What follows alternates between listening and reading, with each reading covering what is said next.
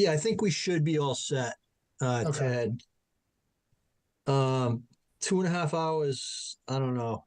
I was It might- hoping to see it might more be crossouts close. on the agenda when I signed in. Yeah, I think we have a long agenda tonight. We'll see. Yeah, I was looking for those black lines. I couldn't believe we had 5 new hearings. Yeah. There are DAs though, so it's not too True, intense. Well, depending. A lot of, a few of them are at any rate. All right, we got another minute. We don't have a quorum yet. Through the chair, you're live on HCAM TV. Thank you, Mr. Hamilton.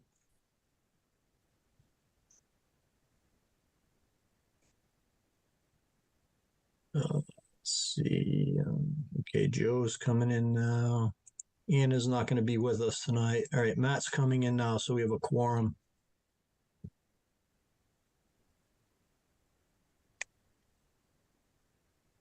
Kim, are you taking the notes tonight and doing your typical Well, commission, meeting stuff? through the magic of technology, Yeah, we're just live recording it? note taking is not strictly necessary anymore. Okay, good.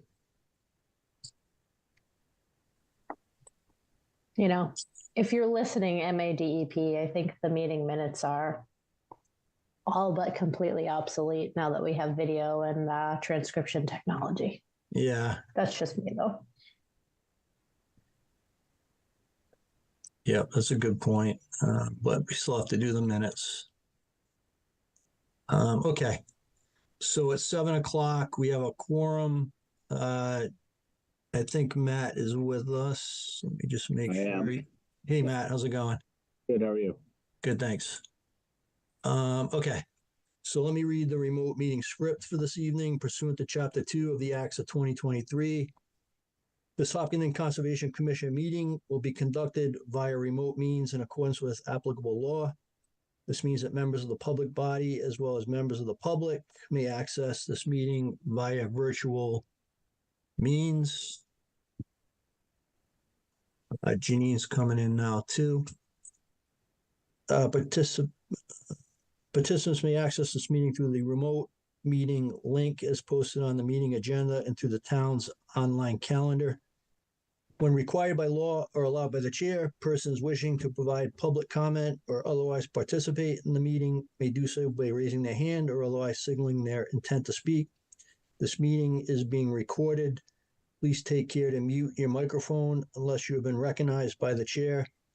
We'll now confirm attendance of members and staff. Please respond with present if you're on the call. Ted? Present. Melissa? Present. Matt? Present. Janine? Present. And this is Jeff Barnes. And for staff, Kim? Present. Anna will not be joining us tonight. She's on vacation. And Joe with Lucas? Present. All right. Present. Good evening, everyone. Okay, so let's start with the work session items. Okay, Jim's coming into the meeting now as well. So Ted, if you drop off, we have no issue with a quorum, so you should be good. Great, thank you. I'll be here for a few hours anyway. Okay, thank you, Ted. Appreciate you signing in while you're traveling. All right, documents for review, 20th Century's Homes, One Whisper Way, Certificate of Compliance, Braunstein, 8 Cobblers Way, 3-year extension permit, Toll Brothers, Chamberlain Whalen subdivision, 1-year extension permits for several of the parcels, the Town of Hopkinton, 9104 Hayden Row, in order of conditions, and Mass Laborers Training Trust Fund, 37 East Street, order of conditions. We went through these at the last meeting. Any final comments, Kim? Yep. So on the Town of Hopkins School Edition order, I was waiting for LEC to give me final buffer zone impact calculation numbers so I could insert those into the order.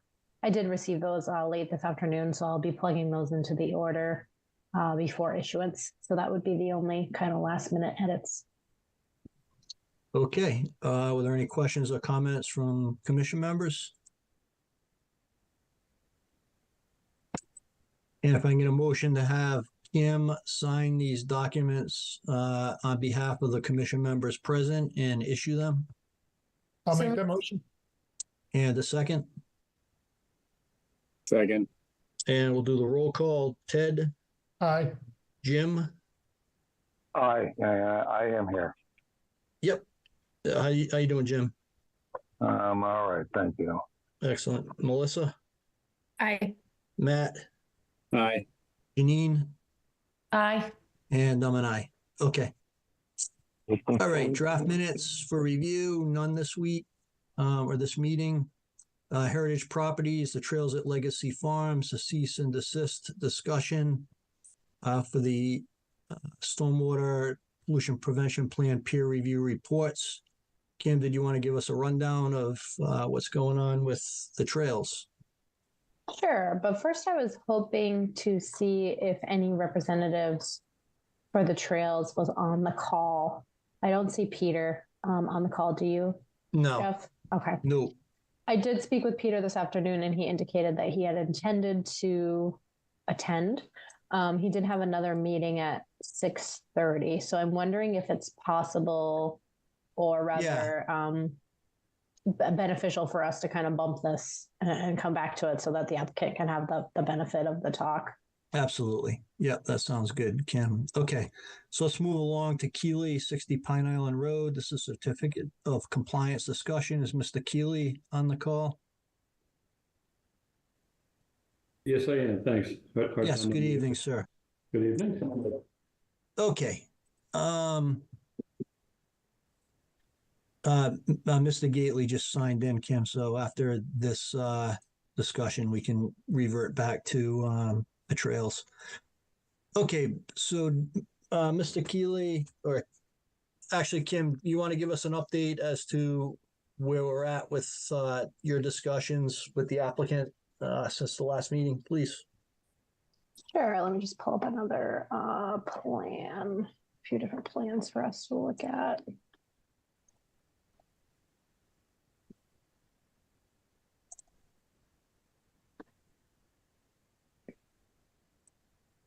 Oh my goodness, there we go.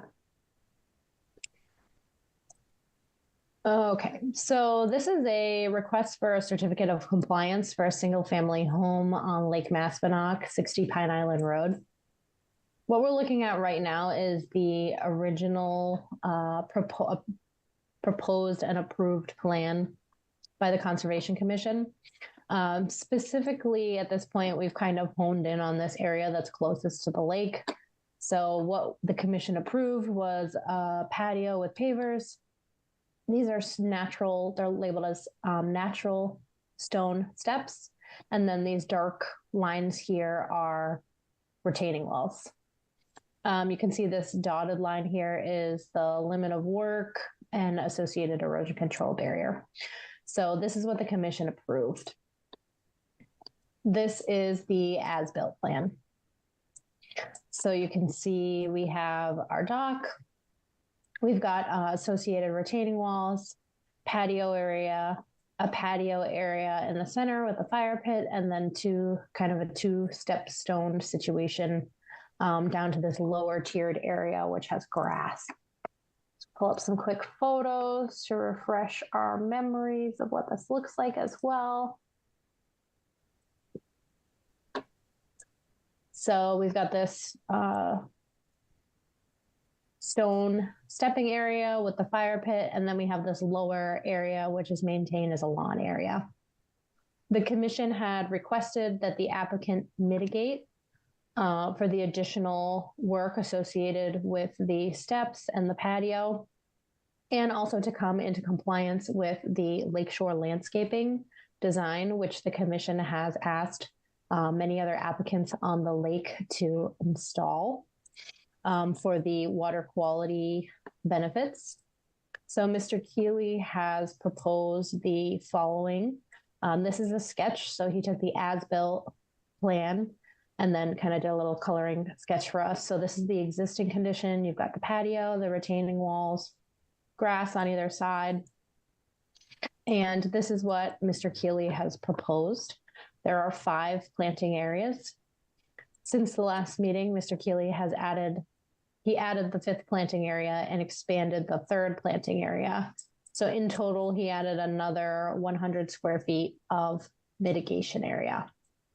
At the last meeting, there was some discussion about the extent of the mitigation that was requested.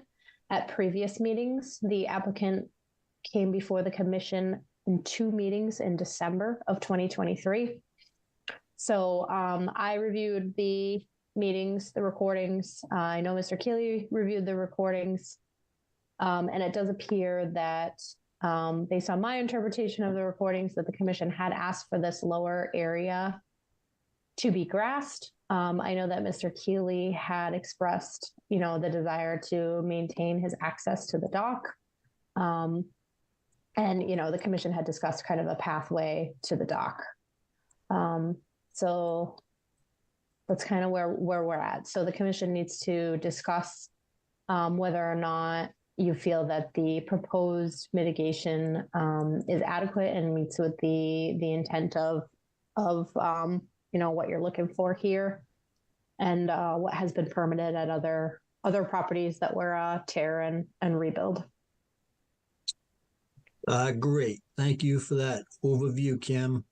So I as well went through the 2 previous meetings where this was discussed. I think the long and short of it was, the commission was looking to have this grass strip, along the perimeter of the lake vegetated, with the understanding that, there would be some grass area allowed to provide access to the dock and the steps for the swimming area. So I think this, this is a step in the right direction, in my opinion. I'm happy that the area to the left of the dock there, which would be the south side, is vegetated. I think they can, in my opinion, I'm one member of a 7-person commission. I think there needs to be a little bit more done on the north side of that strip. And again, this is kind of a new performance standard that the commission has been requiring for new development on the lake, where, we're looking for this area along the lake, adjacent to the lake, to be vegetated so that we maintain the health of the lake. There's been a lot of issues with, weeds and nutrients, and pesticides and herbicides getting into the lake ecosystem, which is in part a result of these grass, heavily manicured grass landscape areas, right up against the lake. Thank you, Kim. So that's my 2 cents. I'll open it up to the other commission members. Through the chair, I'm with you, and I think that if we could look at, Kim, the latest sketch, I think that we've asked other applicants along the lake in the last 2 years to do much more than what we see there. And I think it's disappointing that we're in this spot. Yeah, I think we, just to go back, I think at the second meeting that we had, which was December 19th, I thought that we made it kind of clear of what the expectation of the commission was. We brought up some graphics of the standard that the commission is looking for, which is based on, a Vermont, I think it was their Department of Environmental Management that they put together, that we're kind of using because the state of Massachusetts hasn't developed their own.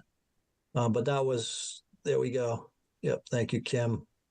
that was what the expectation of the commission was, and again, we're not trying to preclude access to the lake for the applicant to get to the dock, into the swim area.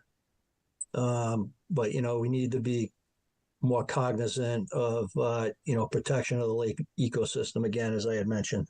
So sorry to interrupt, but go ahead if there's any other comments. No, I would just say that the what we're seeing on the screen now shows that access to the lake is easily done through pavers, through shrubbery. You don't have to have grass to have access to the lake. And I would love to see much less grass, see some pavers or some gravel through a differently vegetated border area. And I agree. When I watched the last two meetings, I thought that we were fairly clear on that as well. Thank you, Ted. And it's not out of line with what we've asked other applicants along the lakefront to do. And Jeff, it's Jim. Yes, Jim. Yeah, I would agree. I also look back, and it has been our standard recently, and we want to continue with it as a diagram the diagram that Kim showed. And we're trying to be consistent. We need to be consistent. And plantings rather than grass are a huge benefit and not a detriment. So anyway, that's my take, and we were very clear before. I'd echo that as well, Jeff. Thank you, Melissa. Yeah, I agree. Okay. So, Mr. Keeley, any comments in response to the commission's thoughts here?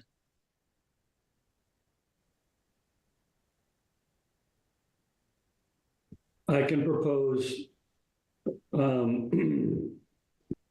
need to have access from the two steps to those areas. The areas 4 and 5 on the north side, I could connect those areas in that little infill where the grass is and create the filter strip that you guys are looking for. So, okay. I sketched something up expecting this. So I don't know, can you guys see me or what I'm holding up? Unfortunately not. Do you have do you have a PDF on your computer? If I shoot you an email, Kim, can you open this? Definitely, yeah. Even if you just take a picture with your phone and then send it to my email. Yeah, let me emails.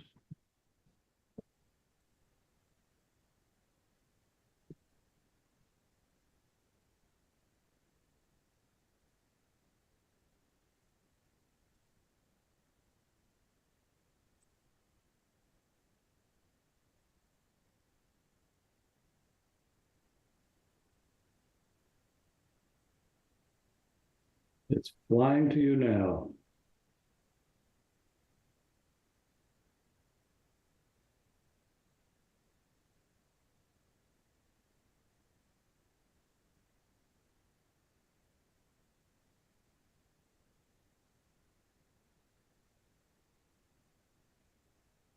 Wow, technology. I know, huh? and don't neglect my artwork here.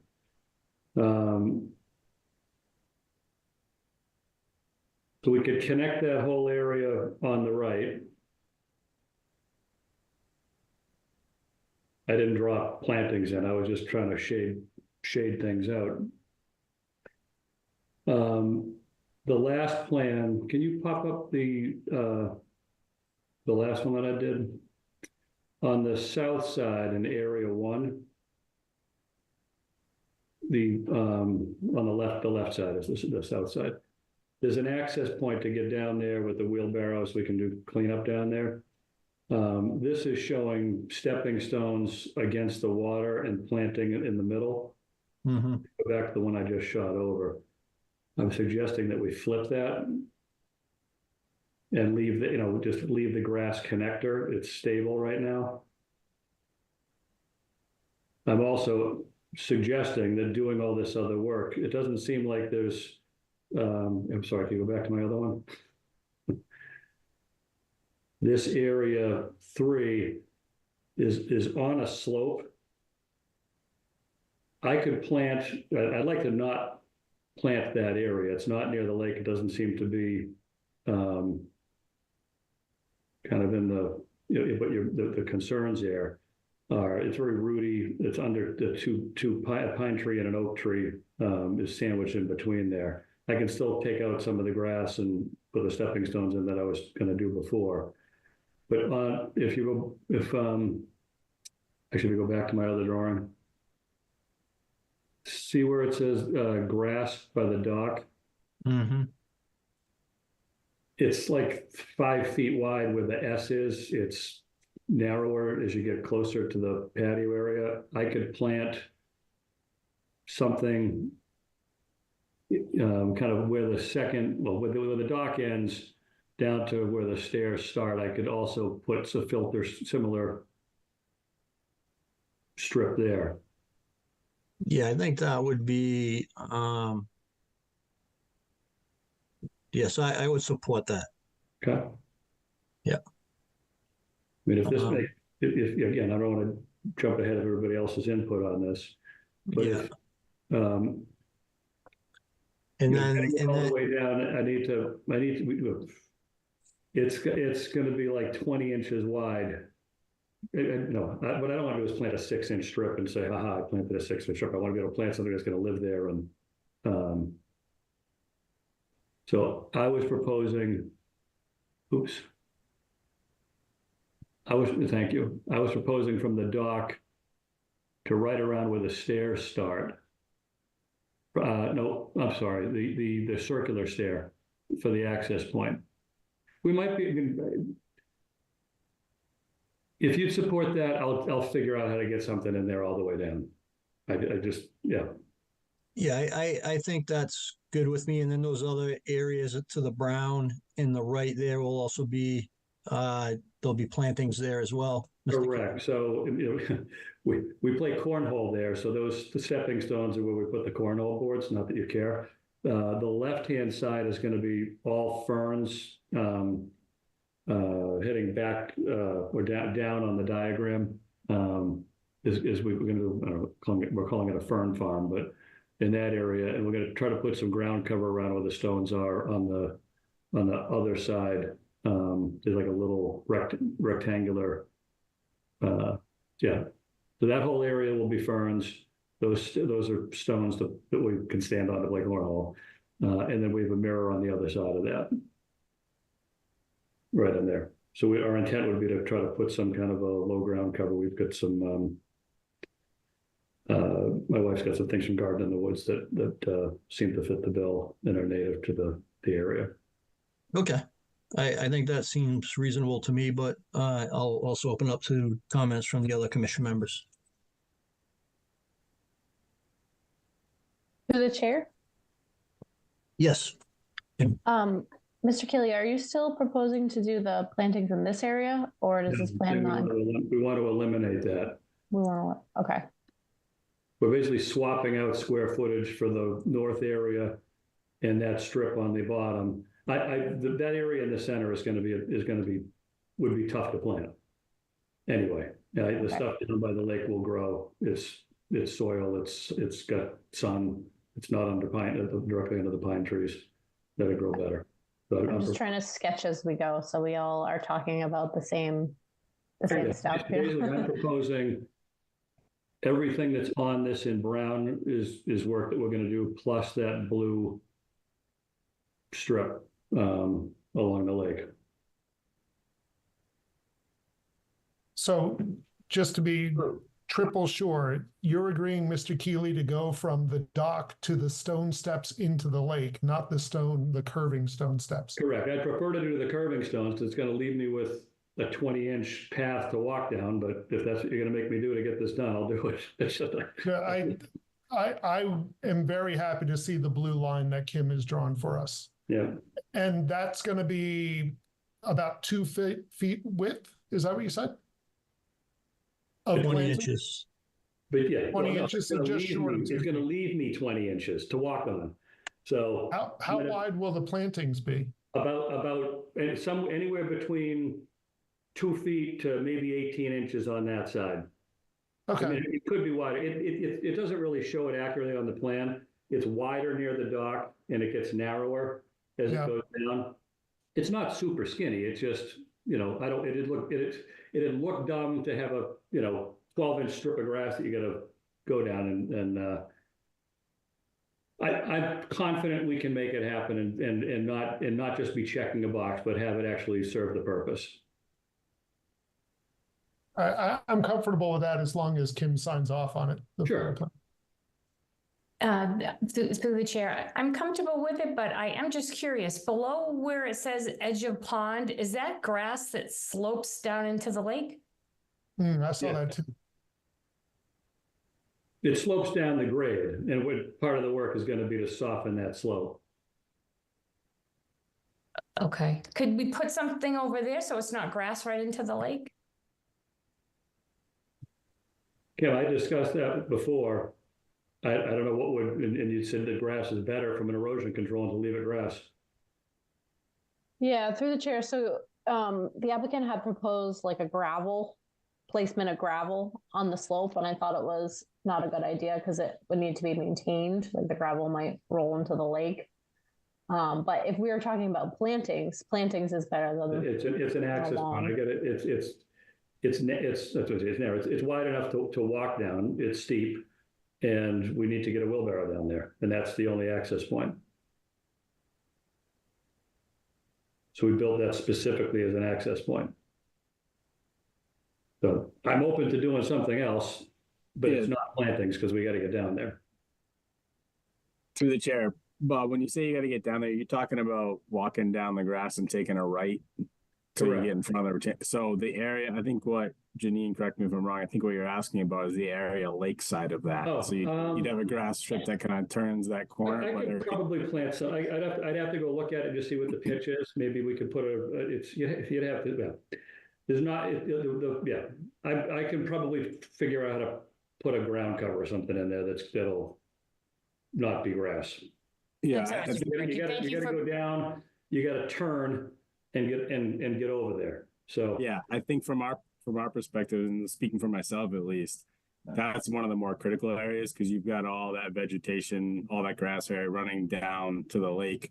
Whereas that little strip, and it's certainly nice to have, but that little strip downgrading on the walls and all the pervious patio and pervious pavers, we're not talking about as much runoff traveling through that stretch of the property. So kind of the bookends of the waterfront, north and south, seem to be where there'd be the most value of having some plantings. I don't have a ruler. I get what you're saying. We'll figure out how to plant something there, and hopefully it lives and doesn't fall in the lake. Because there's not a piece of wall. Some of it doesn't have a wall there.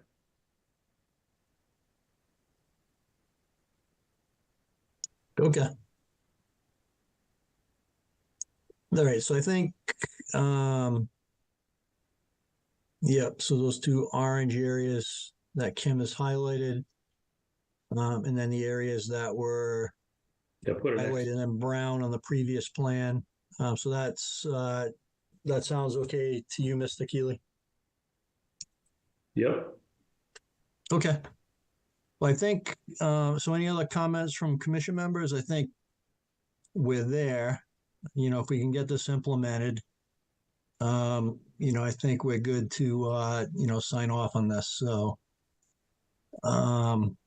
this looks good to me. Thank you for, working with the commission. Let me just ask if there's any questions or comments from the public.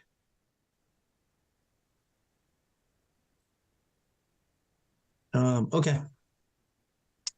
So Kim, do you want to work with Mr. Keeley on selecting, appropriate vegetation for those two areas? Yeah, I'm happy to do that. For sure. As long as we are all okay with the sketch, the approximation of the sketch. Just to be sure we've added this area, and eliminated this area. And Mr. connecting Keeley that also area. added the Before. area. Oh, this area here, yep. Right, yeah. Good catch. We're connecting these guys. So, speak now or forever hold your peace, commission members. And Kim, so connecting that piece, and I believe he was tying it into, see where we've got that crosshatch wall? Because there's a 43-foot dimension label. Not the one lakeside, the one just inland of that. Go left, right, yeah, right there. Oh, So everything to the right of that on his. Yeah, that kayak okay. area, I think Right. that's all vegetated. Yeah, Correct. I'm going to move the kayaks over to create a bigger area on the right. exactly, just like that. Yep. So the kayaks are going to come left. You can, if you go back to my other sketch, it shows that it kind of mirrors what you just did, but the kayaks basically go left into that last box that you drew. And the area on the right gets planted, and then there's a connecting strip that, there you go. Yeah, that kayak area is all included Right. in it, Kim. gotcha. Yeah. Okay.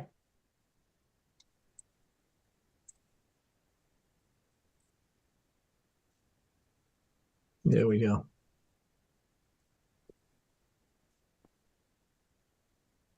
Okay, great. Thank you, Mr. Keeley. We appreciate it. You bet. So what's the next step? I mean, I work with Kim. I Yep. know this is going to take a while to get all this work done. Yeah, if you can work with Kim just to identify the vegetation, and the plantings, and then once it's, installed and planted, we should be good to go. Yeah, we'll Okay. probably do, I'll do just like a final walk inspection and then I can make a recommendation to the commission. And then there's another meeting to review this again to get it closed? Kim can make a recommendation to the commission, Mr. Keeley, so you Okay. wouldn't need to attend. Okay. Unless, of course, you, And then as far enjoy as our these company. plans, I'm sorry? unless, mean of to course, you talk enjoy over our you. company and you would like to attend, you're more than welcome. I think I'll be good after this. As far as the plants go, my wife spent dozens of hours driving out to Hadley and going to Garden in the Woods and doing all kinds of brain damage trying to find out what's available, and it's available this week and it's not available the other week. We're going to use the native plants. How much do you care about what actually gets planted? I mean, our intent is to stick to whatever we draw, but it's possible that we draw something that they're not going to get till next year, and we're just going to, pick something else. Do I talk to Kim about that, or how does that happen real time? Yeah, you can talk to Kim about that. So Okay. if something needs to be swapped out, as long as it's native, we're Yeah, fine with that. we get the intent of the native, and we want to, my wife's a gardener. She loves, doing this kind of stuff. So she's going to want to get it done and use her designer to get it done. So, Okay, yep, okay. that's fine. Yep. Okay, thank you, Just sir. shoot me an email, like I can approve on the fly. Yeah. kind of stuff. Yeah. What I want to do, I do want to take a shot at picking it so we have something to go from it. Otherwise, we'll drive ourselves crazy. So I want to do the effort of mapping it out, and then as things change, we'll run it by and make sure we're not doing something dumb. Sounds like a good plan. Thank you, Mr. Alrighty. Keeley. Appreciate it, sir. You bet. Okay. Thanks. Good evening. All right, so we'll move along to the new hearings. We're at 7:32. Felby Bobin, 29 Oakhurst Road. This is a notice of intent to replace a dock. And I'll read into the record. The Hopkinton Conservation Commission will hold a public hearing on Tuesday, June 25th, 2024 at 7. Berkshire Line to hear all persons interested in notice of intent filed by Thomas Feely Bobin to replace a dock. The location is 29 Oakhurst Road, Assessors Map R28, Block 121, Lot 0. Okay, do we have someone on the call for the applicant or the applicant? Yes, Dave Marquardt. Good evening, I'm Mr. here- Marquardt. Good evening. I'm here with Thomas and Aaron, owners of 29 Oakhurst Road. In front of you, at the bottom of the page is Oakhurst Road. The lake is at the top. North is straight up the page. The hatched-in area in the middle is the existing dwelling. Small shed to the sort of left front of that. Driveway along the left-hand side. We have a culvert underneath the road flowing towards the lake northerly. We have an intermittent stream along the right-hand side. We have bank flags on the westerly edge of that stream, flagged by Scott Heim of Northeast Ecological. We have a bank along the river, including the existing retaining wall, small little beached area to the west of that patio, existing patio. Tree lines are pretty much right on the left and right-hand lot lines. We have the lawn in the front, the lawn in the rear. And we're here this evening for just to replace the dock. The dock that you see that's floating has a small walkway that's 2 feet wide by 13 long to a dock that's 10 by 12. We're looking to just replace the dock, same exact size, same exact location, same exact elevation. So we've started our filing with Chapter 91 for the dock. We've advertised, and we're almost ready to file the plan. Conservation and planning and building all have a copy of that filing. We do have a flood zone adjacent to the lake, obviously. And all our work is within the buffer zone. And we do not have a DEP number yet. And I was wondering if there was a letter on file. Did Joe get a chance to do a letter? We haven't received anything yet. Joe did get a chance to do the letter. You didn't. I apologize if you didn't receive it. I can send that over to you right now. My apologies. Well, maybe if Joe's on the call, maybe Joe can just sort of highlight his comments, if that's okay with Jeff. With the board. Absolutely, Mr. Marquardt. So is the dock temporary or permanent? It's going to be replaced with aluminum one. It's an old wooden one now, floating on some barrels, and it's going to have an aluminum foot, and it's just going to sit there right on the floor. So very little work to install, and like I said, the exact same location and size. Is it removed at the end of the year, or does it stay intact? Yeah, we would remove the structure or store it. Yep, it would be removed at the end of the year. Okay. Got it. Okay. All right, Joe, do you want to give us your comments, please? Sure. Nothing too significant. We did look at the site, confirmed that the stream at the site is intermittent. Agreed with most of the delineation flags. We did believe that the wetland was a little bit up gradient of 8 to 10 feet up gradient between flags 3 and 6. I don't think that impacts much of what they're proposing to do. A couple of items that weren't included with the information we reviewed. There was no project narrative. Some inconsistencies on some of the forms that we pointed out. And I think one of the things is that no PIBs are indicated on the plan, and if the commission may want to discuss if those are appropriate at this time. And the other issue was that we don't know the status of a Chapter 91 license for the existing structure or for what they're proposing to replace it with. Okay. All right. Thank you, Joe. So, I mean, the PIBs, I think the site's pretty fully developed, so I don't see the need to put those in on the property. It's a fairly small property as well. That's kind of my opinion, but I'll leave that open to comments from the other commission members.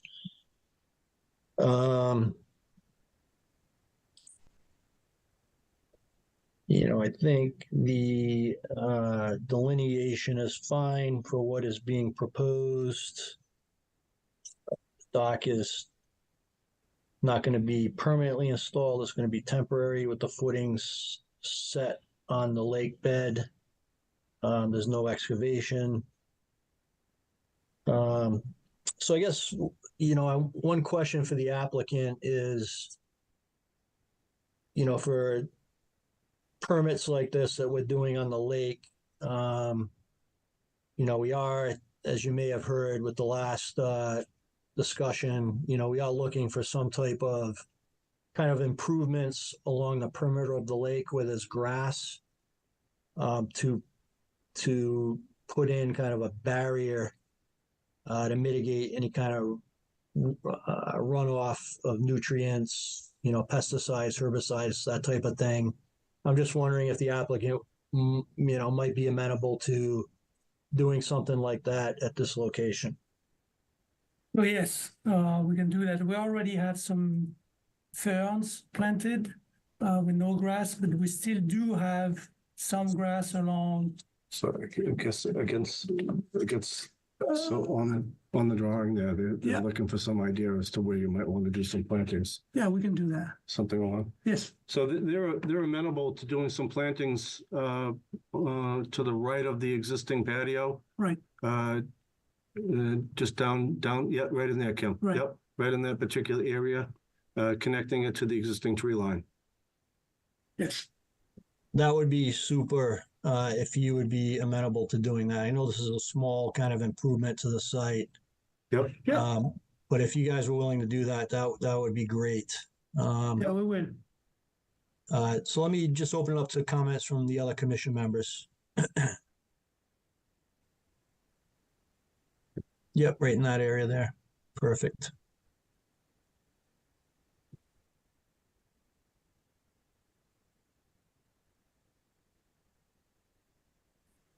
Does that sound reasonable to everyone on the commission? Jeff, it seems pretty straightforward replacing the dock. I think that's awesome if they can improve with the filter strip or some sort of plantings. Great, thank you, Melissa. Okay. So Kim, did you have any other comments? We don't have the file number. It's kind of policy to punt this to the next meeting until we get the DEP file number. Yes. So I was just wondering if the applicant can provide, I usually do report to DEP and on the order of conditions, the land underwater impact calculations. And what I mean by that is just let me know what the footings are, the footing plates, the square footage, and how many footings. And then it's usually just something like 6 square feet, 6 square feet of impact to land underwater. And the commission considers that to be de minimis. So just the information on how many footings and how big the footing plates are. And then if we do typically wait for the DEP file number, if the applicant is amenable to those plantings, if at all possible, if we can just get like a dot on the plan just to show, even if it's like, sketching on the PDF. Yep. Yeah, we can awesome. update the drawing. Yep. Okay, awesome. And I looked it up. I sent the report to your AOL email address instead of the JDM. So I apologize. I'll try to make sure I use the JDM from now on. Yep. Okay, great, thank you. I think pretty straightforward comments, additional questions from the commission or the audience? Don't see any hands up. Okay, great. All right, thank you, Mr. Bobin. Appreciate your assistance and compliance. Great. Thank you very much. Thank you, sir. Have a good evening. So Jeff? Yes. You're going to continue this? Yes, so can I get a motion to continue the hearing to the next meeting, which is July 16th?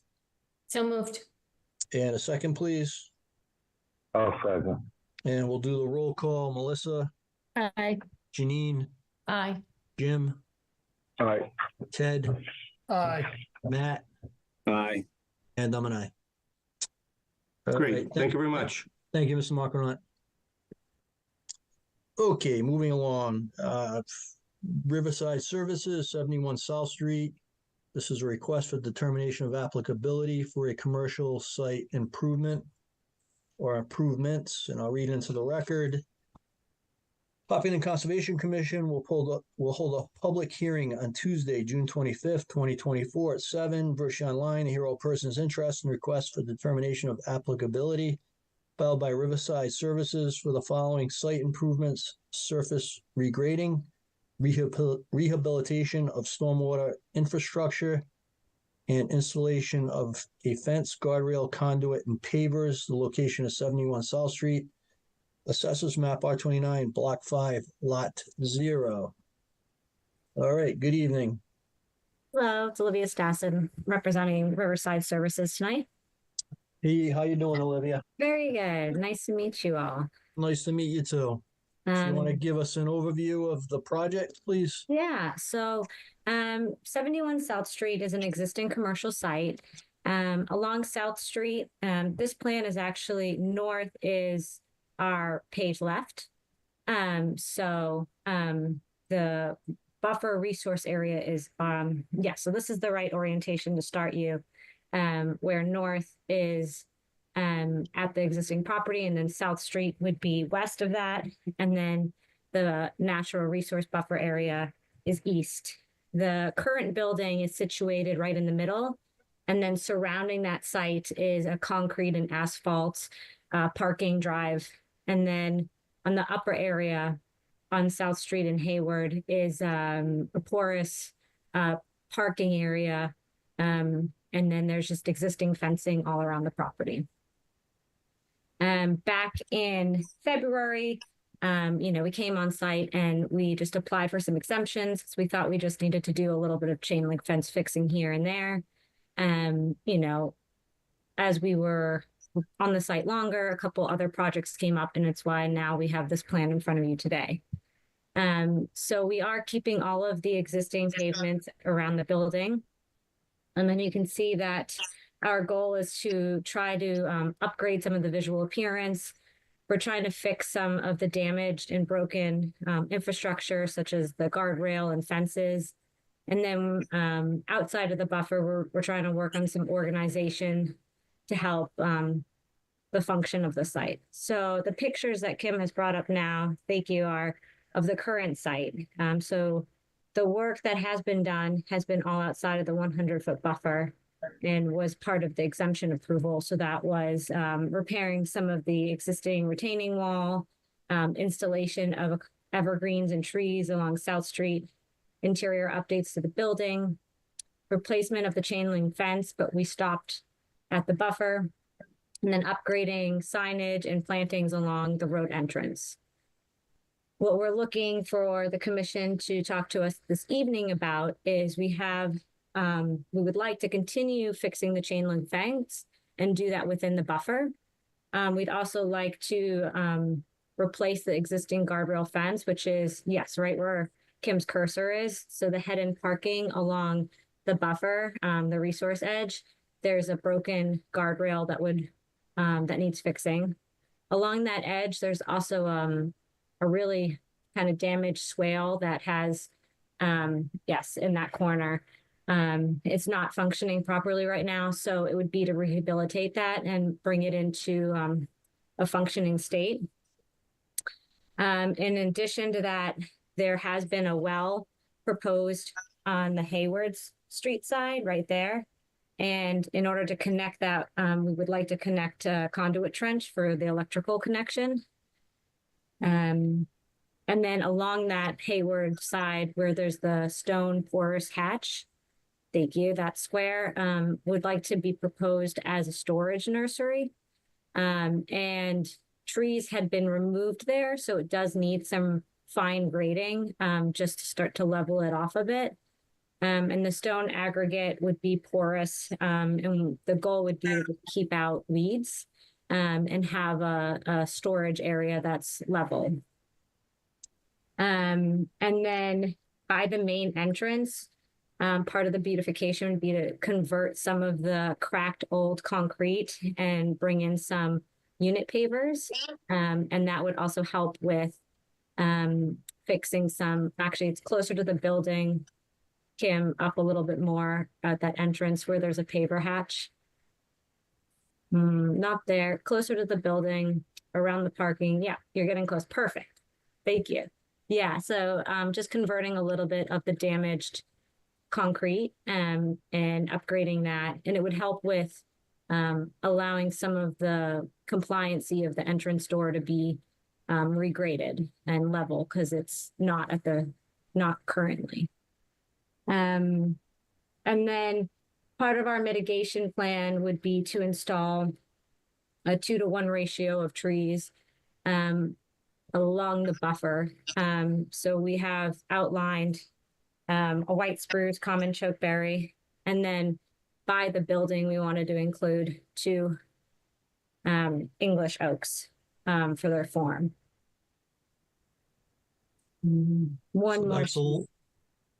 that's along the wetland boundary in the back. Sorry, Olivia. Yes, so the white spruce and common chokeberry are along the back edge, correct, right where Kim is pointing.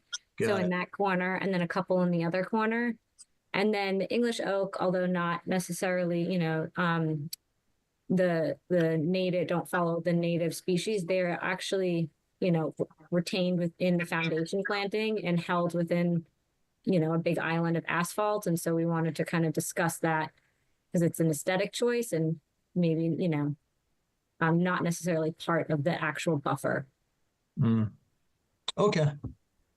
All right. Well, great. Thank you for that overview. Joe, did you want to go through your comments, please? Sure. We did look at the delineation and only had a question on one of the flags, WF 13, which we thought was about 6 or 7 feet low. I can't see the numbers right here, but that was the one It's that the top, yeah, right where her cursor is. Yep.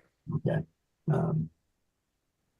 Was already brought up some of the questions on native species and no cultivars. We recommend that natives and non-cultivars be used within the buffer zone. However, I do see the location for the English oaks is not really, it's pretty isolated. And commission can certainly discuss whether or not that's an appropriate plan for that location.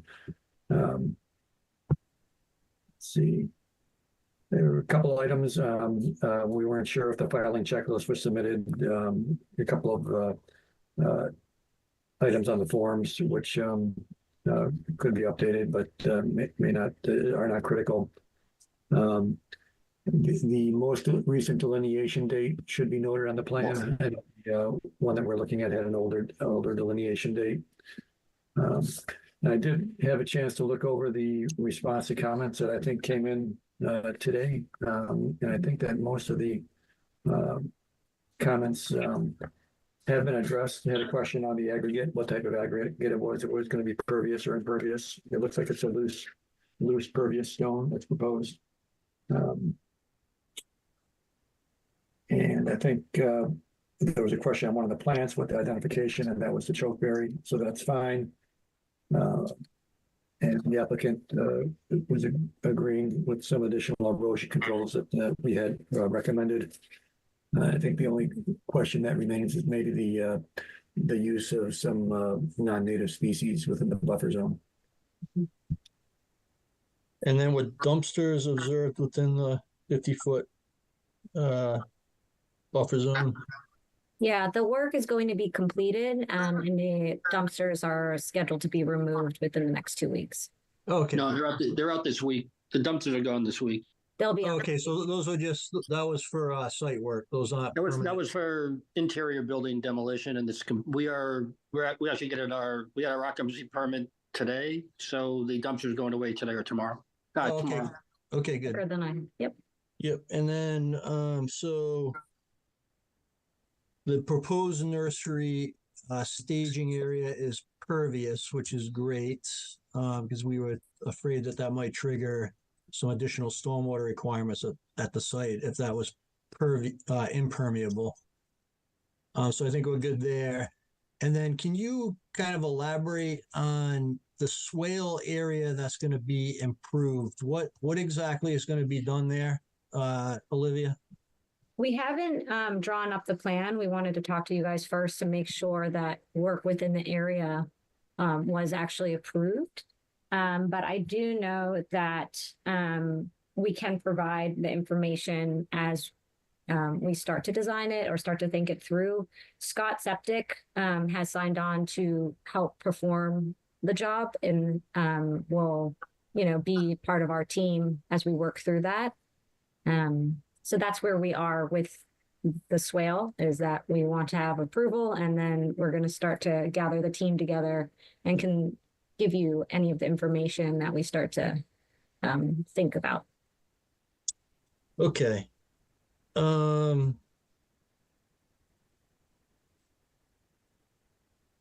So I think we may, before we just go ahead and approve,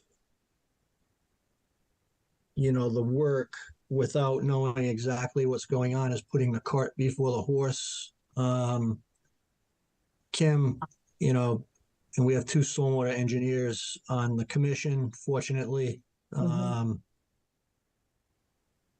think we would want to see, and, Scott, is it Scott Septic? Yeah.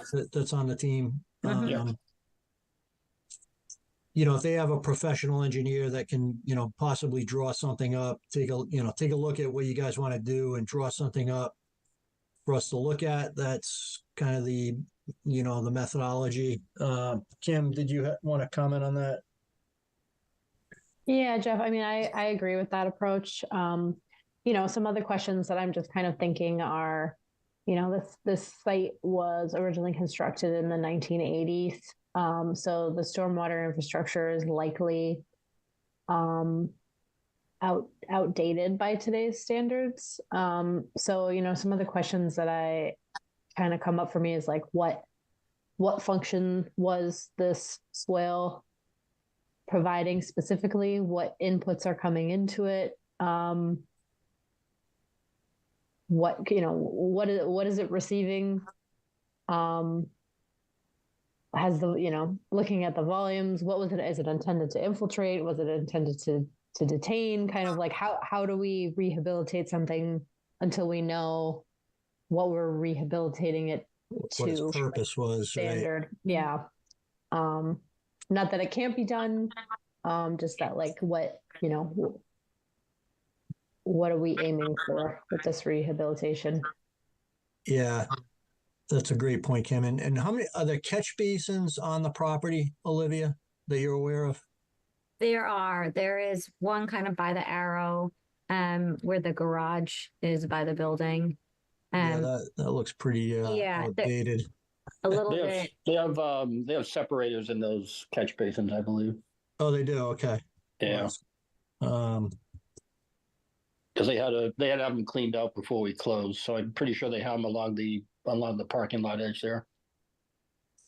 Yeah, I guess Matt and Melissa, what are your thoughts on, to Kim's point, this might be an opportunity to, potentially do some upgrades to the stormwater system at the property. Is there any kind of preliminary thoughts, that you can relay to Olivia, to relay to Scott Septic? The other thing too, Olivia, just is the plan isn't stamped, by a PE. So, presumably when Scott Septic does their design, for the swale and, the proposal, that would, the plan would be stamped. But Melissa, Matt, did you have any kind of thoughts?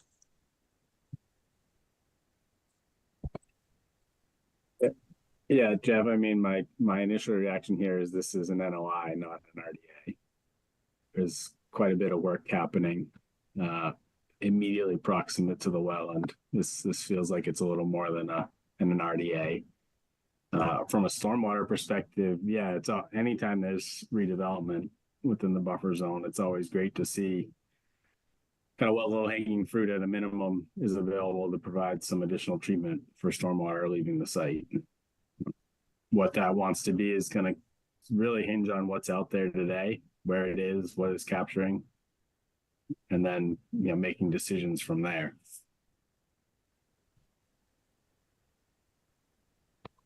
Yeah, I'd echo that. Had some of the same questions Kim brought up with what's exactly going to that swale so that it gets sized.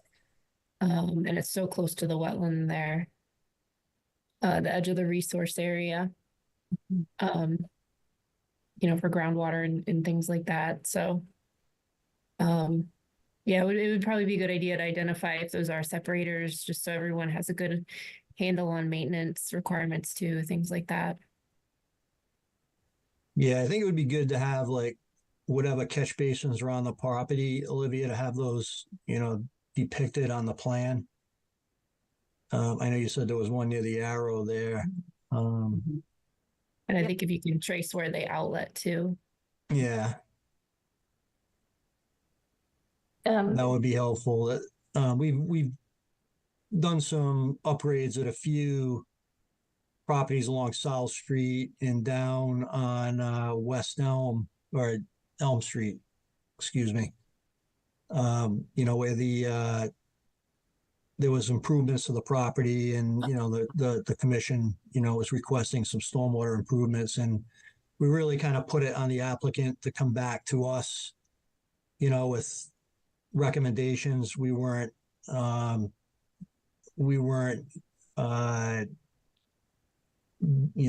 the work and determining, what we wanted done. It was kind of like, what can you do to improve the site?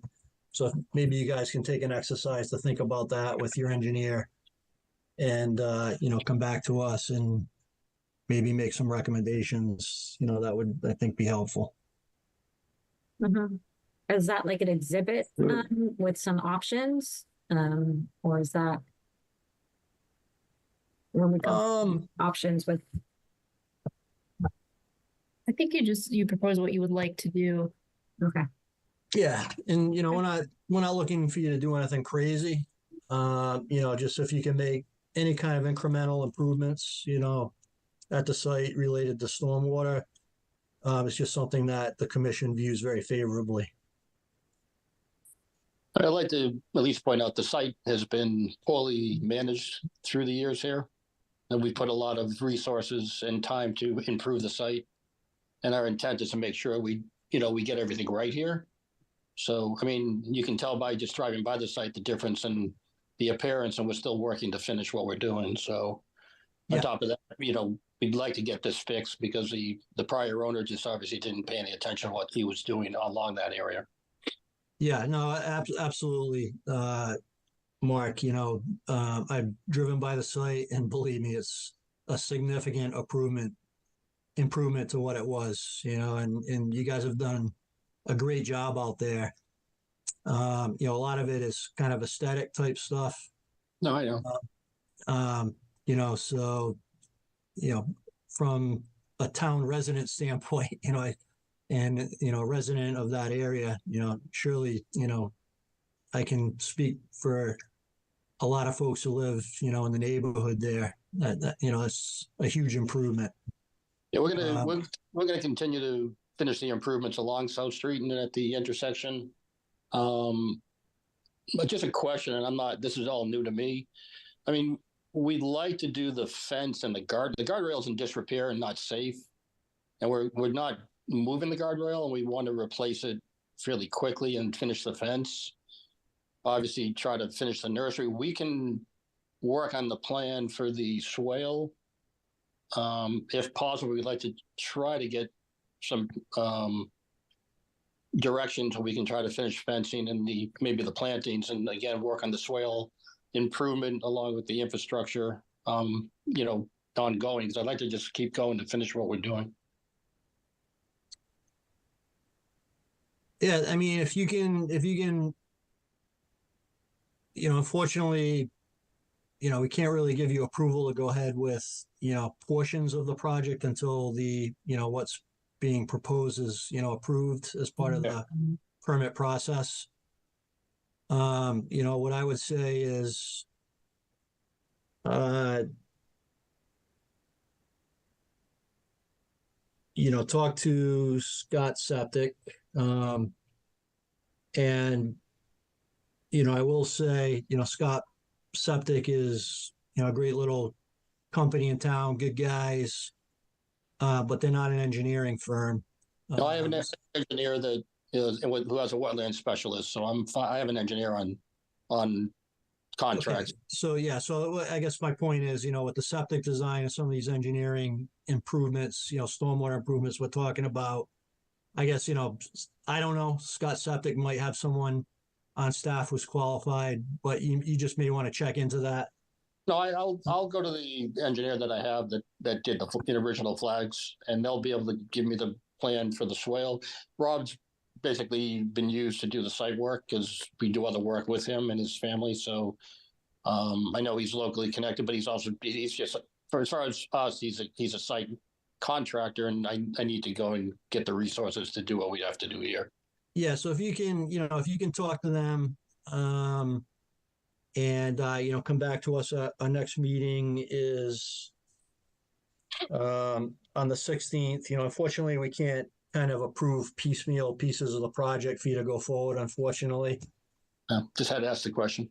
Yeah, no problem. Through the chair.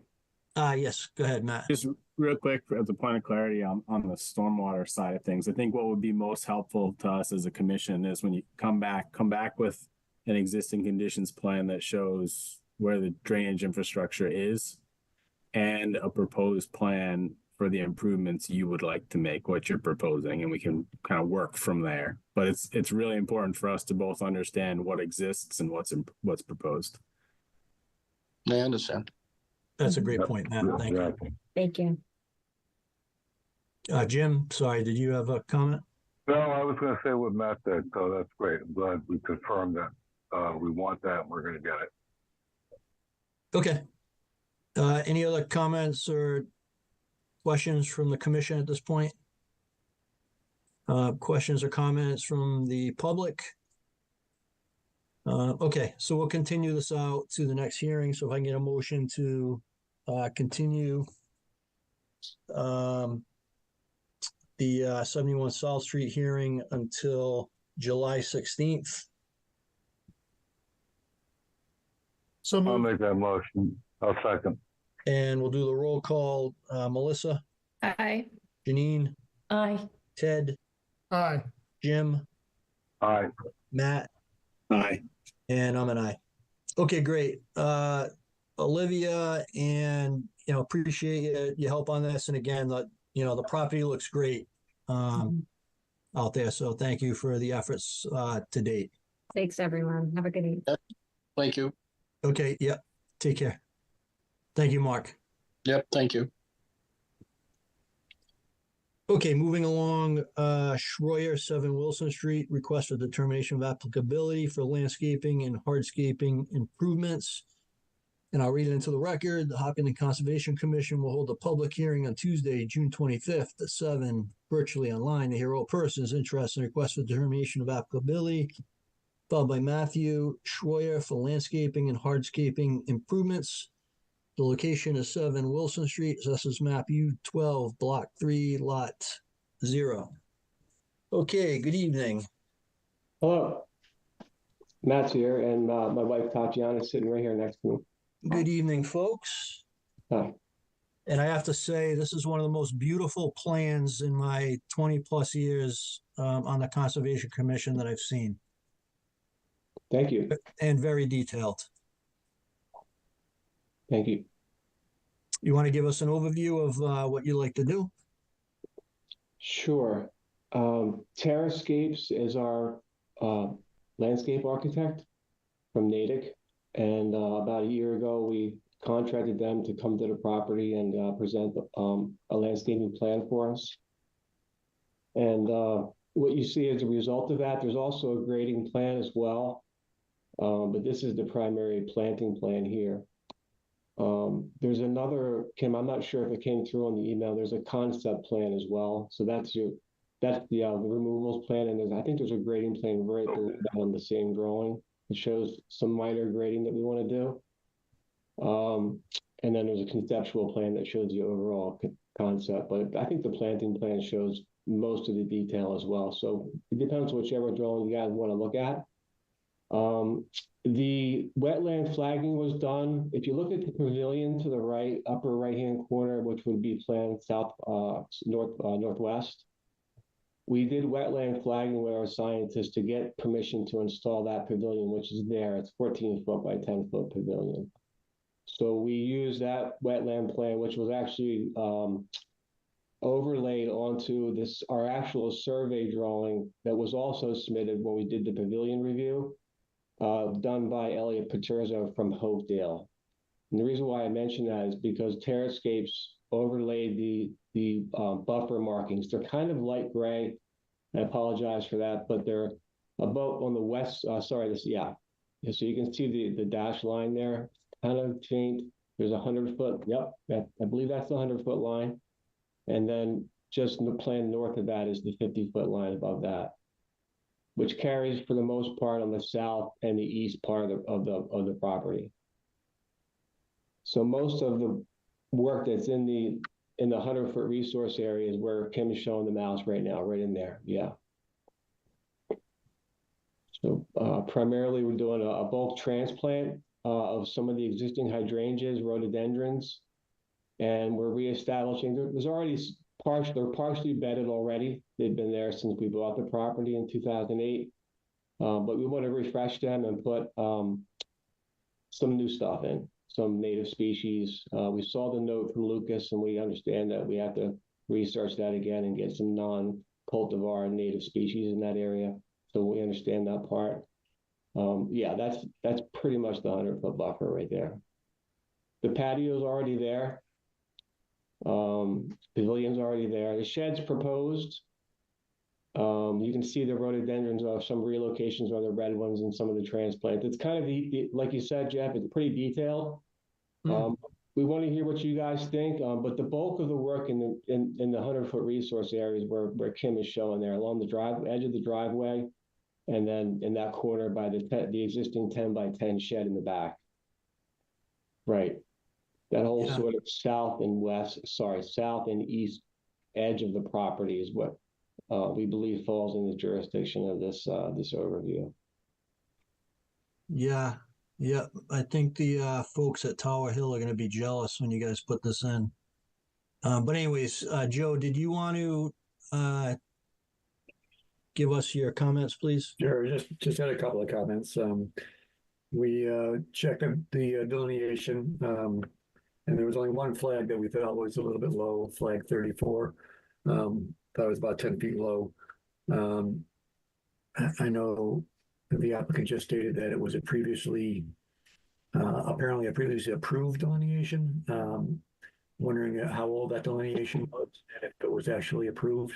2019 is when we put the pavilion. 2019, 2020, right about there. Okay. So. And that was reviewed by the commission and the line was approved? We were, that plan for the pavilion placement. We didn't have any objections at that time. Okay. Yeah, I do recall that. Yeah, okay. Did note that there is a culvert that connects to a wetland area to the southeast of the site, which also casts some buffer zone onto the site. Potentially some 50-foot buffer, but I think they're only proposing plantings along the eastern edge of the site there. There was no project narrative included, although the plans are extremely detailed. Noted that the plans were not signed or stamped as far as we could tell. And it was already mentioned that we pointed out that within the buffer zone that we recommend native non-cultivar species be used. And I wasn't real clear on how much grading was going to occur, but are there any erosion controls proposed for where the grading is going to occur? And then the commission may want to discuss PIBs. And that's about it. All right, thank you, Joe. So I think with the, it's a single family home projects, we're replanting, I'm not sure we need it stamped by an engineer or a land surveyor. So I think we're good there, in my opinion. It would be helpful, Mr. Schroyer, to kind of, maybe you can give us, a verbal narrative right now about like how is there going to be a lot of excavation, grading, or is it just kind of going in and, doing the plantings individually? How is that going to work? Sure. There are five phases. The first phase is to get, it's kind of hard without being in control of the mouse, so forgive me, but the first phase is there's a series of hydrangeas along the left-hand side of the house. I'll just go left, right, top, and bottom. The left-hand side of the house, they have to be relocated to do all the patio work. See all the pavers next to the left-hand door of the actual property? Yeah. So the first phase is to get some bulk transplants and get them up and in temporary bedding so we can do all the paving work. And then once all the paving work and all the stone paths that you see that sort of head to the west over by the tree orchard area, then back up in the front of the house, yeah, there in the back, correct. And in the front of the house, you see all those stepping stone walkways. That's all part of, I'll call it phase 1 and 2, which is the transplant and stone work. Once that's all done, there is some minor grading. You see the fruit tree orchard to the right, and that large green grass area in the front? Yeah, right there.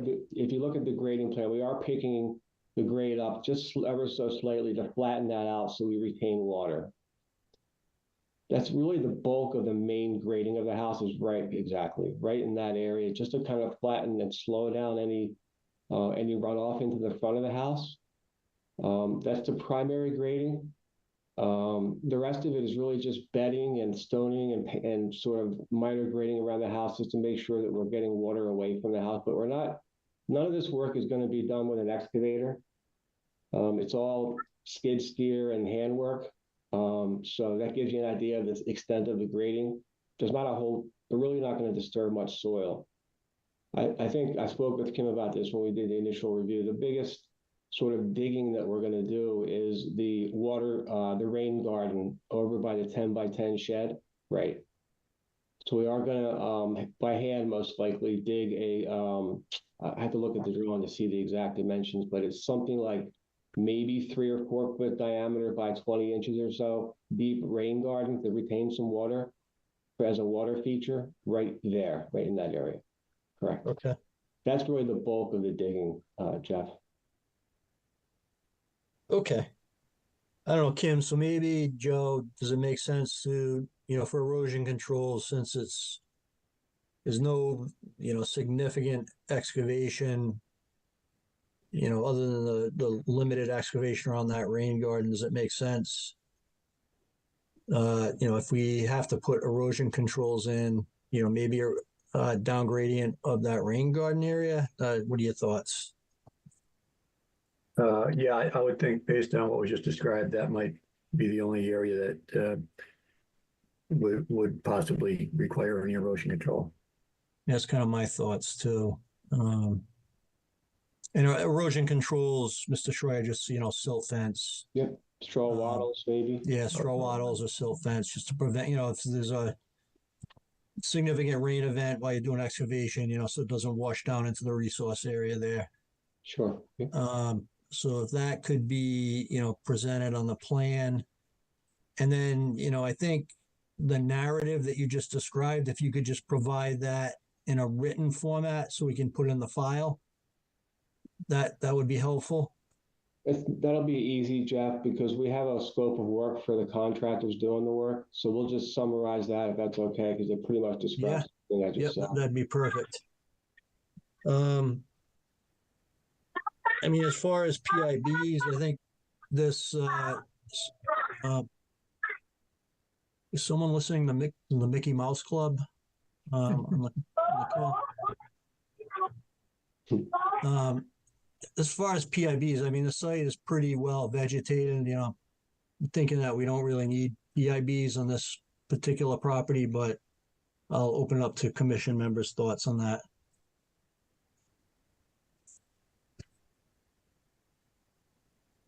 And any other questions or comments as well.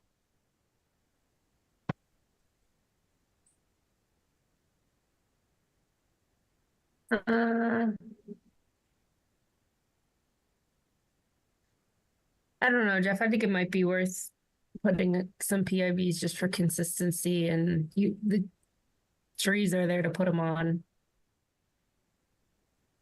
Okay. Um, I mean, they're medallions, Mr. Schroyer. So, you know, if you could just put them on a couple trees. You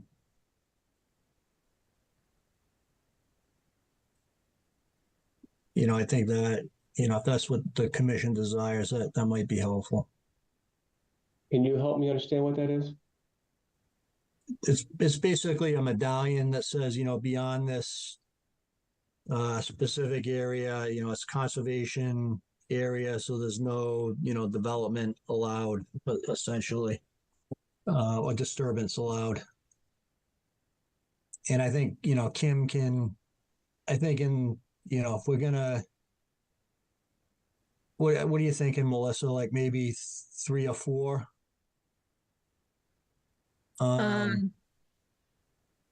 Yeah, I forget how far we usually put them, but it would be like, I think it would be at the limit of like where the existing, like behind the existing shed or around that area, behind that Yeah, where Kim pavilion has area. I know it's hard to see. Yeah. It's hard to see from the drawing, but this plateau, I'll call it, this half-acre plateau that you see is actually part of a 2.6 acre, but right behind where that tree line is, it drops off about 20 feet into a ravine. So it'd be kind of hard to develop in there anyway. So yeah, I don't think develop is maybe the right. It's like we get people who don't like throw grass clippings and throw lawn stuff, and then get a fire pit back there, and you know the creep of expanding the yard area is more. Okay. Would they help people understand? Not you, but for like future anyone else who comes along the property to do work, landscapers. Okay. Yeah, just so, you know, if you have landscapers come in or, you know, someone to prune the trees, you know, there's a sign, you know, that says we don't want the clippings or cuttings, you know, kind of dumped down the ravine into the resource area. Okay. Mr. Schroyer, if that's okay. I think, what do we require, Kim? 50 foot every 50 or 70 feet approximately? We typically require them 30 to 40 feet on center. Not sure what this. I don't know why I can never remember that. Yeah, it'd be about 8. Yeah. It'd be about 8 different little placards. How big are these signs? They're like 4. Yeah, like I think 4 4 inch diameter. Yeah. Okay. You just nail them to a tree, you know. Gotcha. You can get them from Kim. They're a few bucks a piece. They're pretty cheap. Do we install You can, yep. Just Or have wanna your make contractor install them. Yeah. They are free for instances where we require them. Oh, really? I didn't know that either. Courtesy of the town of Hopkinton. No problem. Thank you. Okay. So, you know, I think we can, Kim, do you feel comfortable go ahead and issuing the permit, you know, subject to receipt of a revised plan that shows the PIBs and the ECB location? Do we want to also have the narrative? And the project narrative, yeah. Okay. Yep, I'm okay with that. Item? You said ECB, Jeff? I'm sorry. Yeah, the erosion control. Just have that, right. You know, beyond the rain garden there, just have that kind of depicted on the plan. And you can hand write it in, you know, hand draw it, hand sketch it, Mr. Schroyer. You don't have to have your graphics folks, you know, redo the plan. Yep. Stroll wattles, PIB locations, and the narrative. Yep. Great. As it relates to the PIB locations, do we want to provide any guidance, Mr. Schroyer, on where we're thinking? I mean, from my perspective, it'd be probably existing trees beyond the pavilion and shed, and not pull them in tight on all this proposed plantings. It's a little dicey back there. It's pretty kind of steep. It's kind of dangerous even to go take one step. Actually, I fell one time, so I know. So we may have to put them on the trees. There's oaks and maples along that edge. So they're probably within 30 feet of each other. There's a beech tree, an elm tree. So I really can't get much further beyond what you see there because it really drops off really quick. I could try to climb down there and get them on the. No, we don't want to get there. We don't want that. Yeah. They won't be seen, you know what I mean? It's just, you know. Right. Yeah, good point. Yeah, Kim can kind of, Kim and or Anna can give you some guidance, but, we don't want you to risk, getting hurt.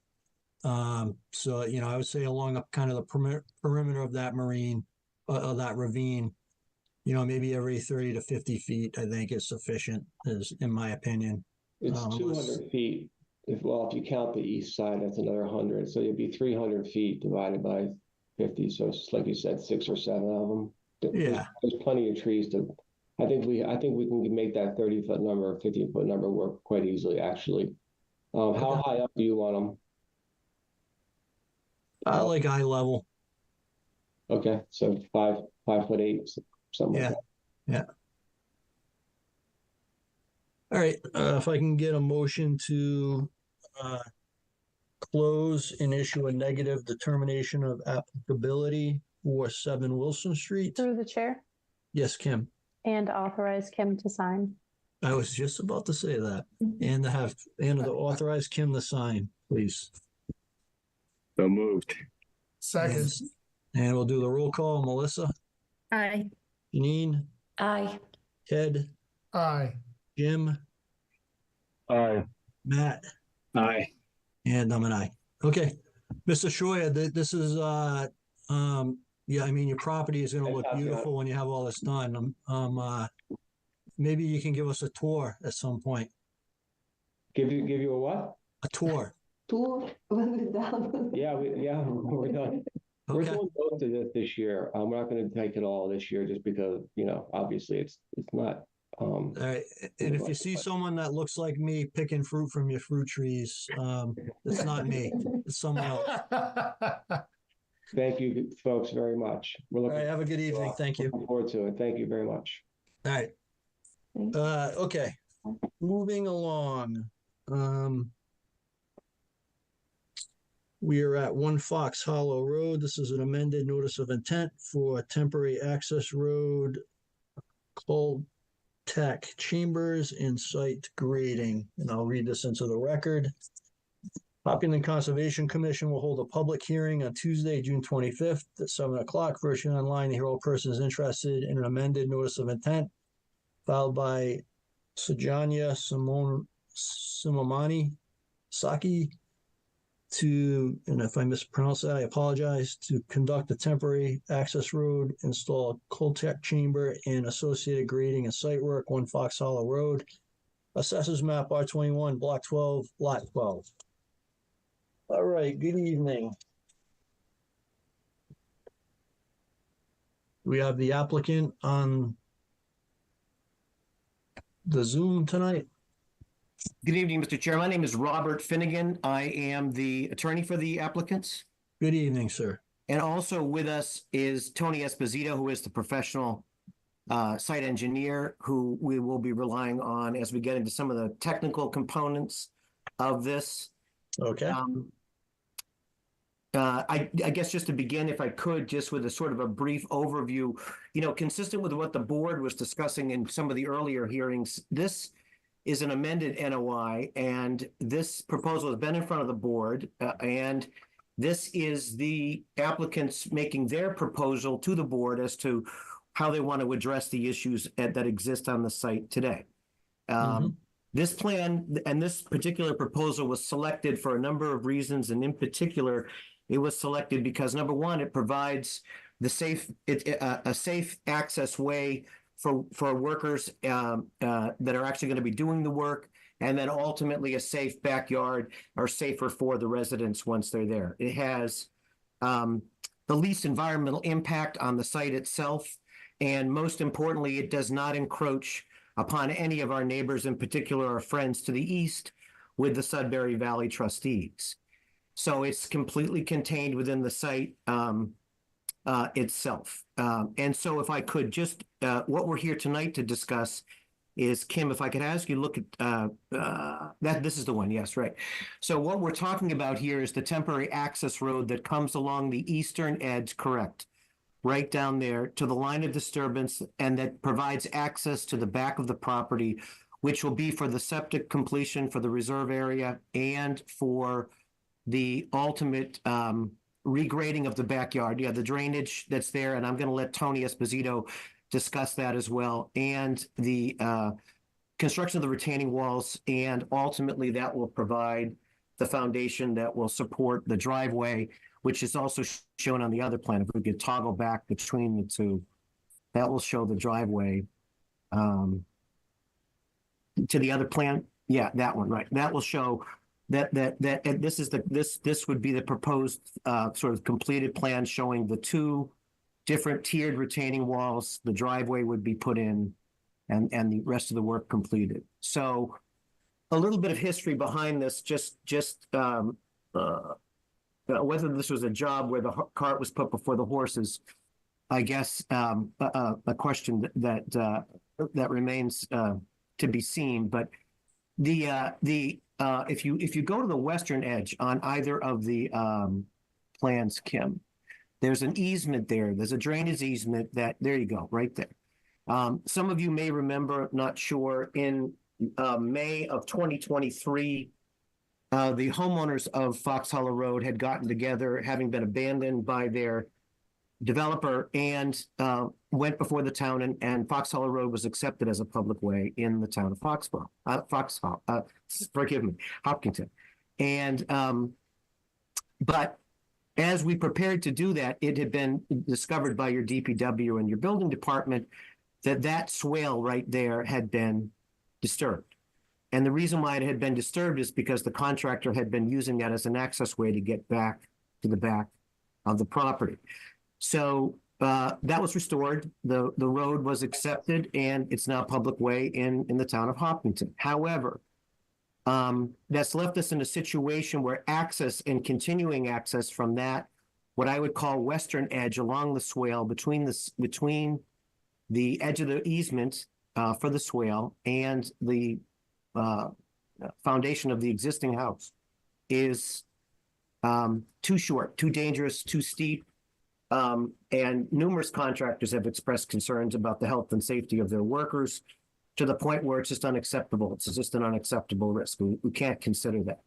So that's left us with the option of coming in from the other side, and that's what is proposed to you tonight. It does involve, it's an amended NOI, so it does involve an increased disturbance and encroachment into the buffer zone as shown on the plans. And but it does provide, like we suggest, the safest access for the workers. It is a safe access. It is not the safest, it's safe.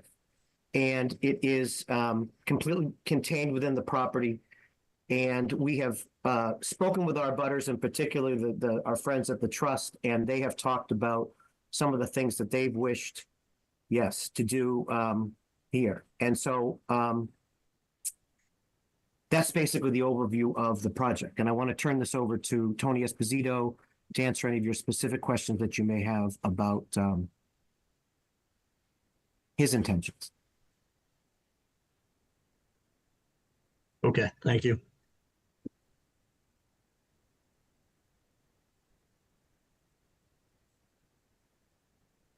Are you on the call, Mr. Esposito? Yes. I am here. It is an honor and a privilege to be in front of the Hopkinton Conservation Commission tonight.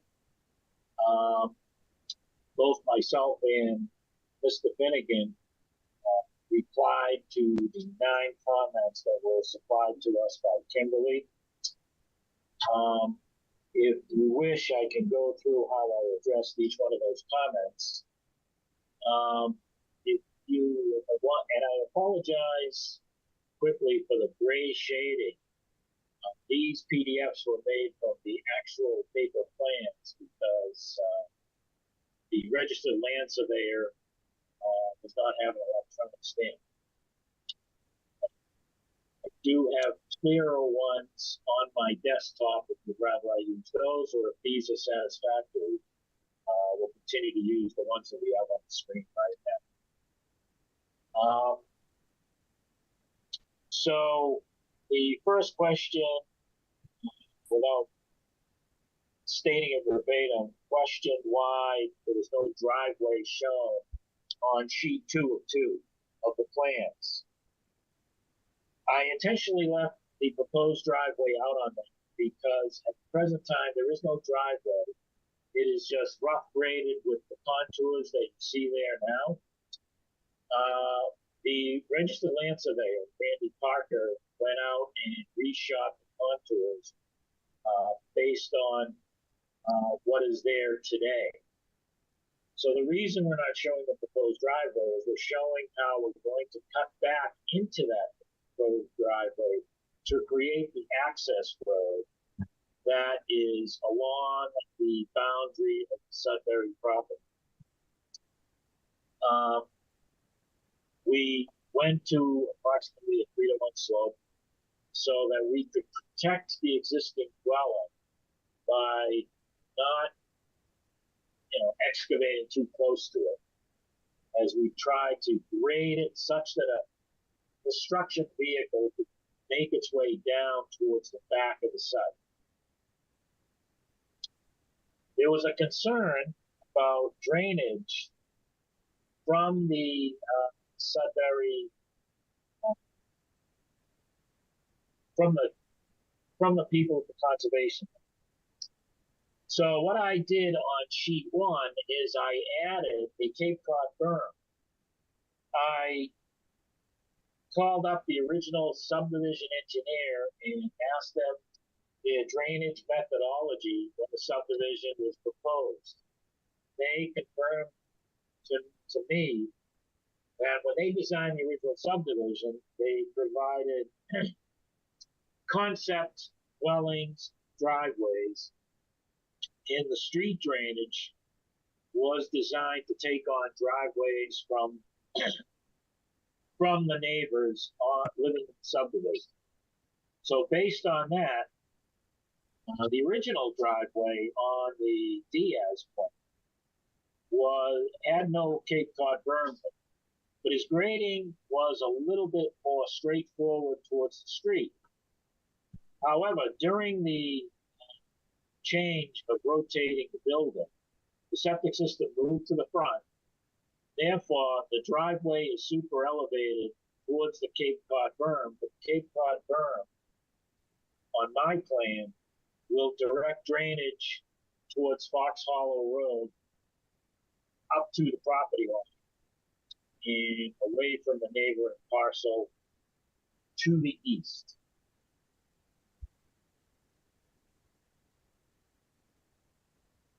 Okay, moving on to comment number 3, there was some concern about any access by construction workers, either with vehicles or materials, being on the Sudbury property to the east. So what I have specified, I believe on sheet 2, I'll go to sheet 2.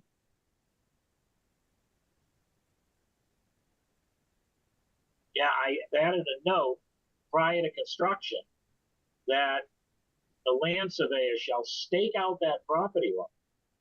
And I believe at the request of the applicant, they even staked out some points at the rear property line, on the wetland side of the property as well, to basically give the contractor a boundary for his access road. Currently, it's about 14 feet wide. He believes that's sufficient for him to get equipment done.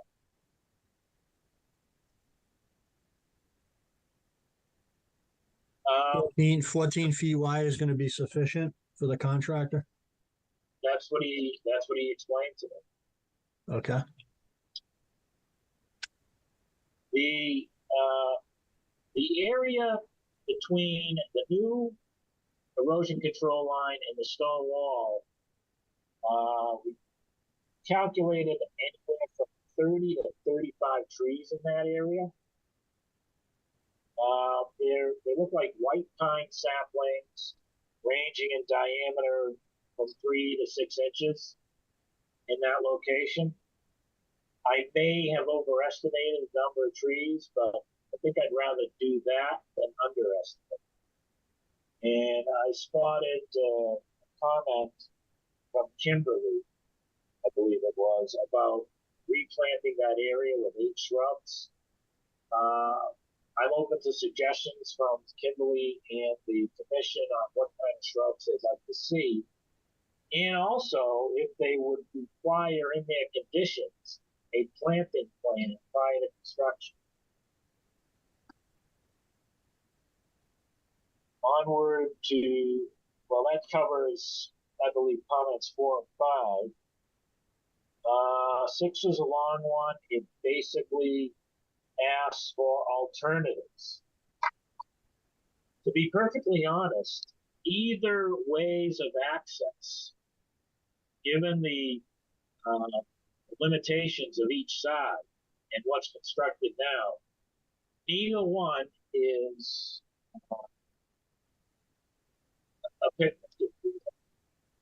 We have on one side, we have the conservation land that we'd like to keep as pristine as possible. And on the other side, we have an easement. Now, if the easement that contains drainage was just an underground pipe, there would be no problem. But it consists of a swale and some berm check dams. So we looked into the option of going in that direction. The house contractor is a little nervous about the foundation. We may relook at that, but I think as a matter of safety, or just basically, we'd like to get the access easement along the Sudbury property approved as our option. Although we will try to avoid it by seeing if we can get around on the easement side. There may be some disruption of the easement in order for that to happen. It's just going to have to be built as it was, as it stands today, if that happens. And as far as we looked at options of one single wall along the back of the driveway, it's the way the existing grading looks right now, it's about an 18-foot drop, which would be, in my view, too much of a drop for a single-family dwelling. I don't know if my clients have any children or not. I don't recall if they have any children or not, but got to look at it from the possibility that once my clients decide to move away, that somebody else might move in there with children.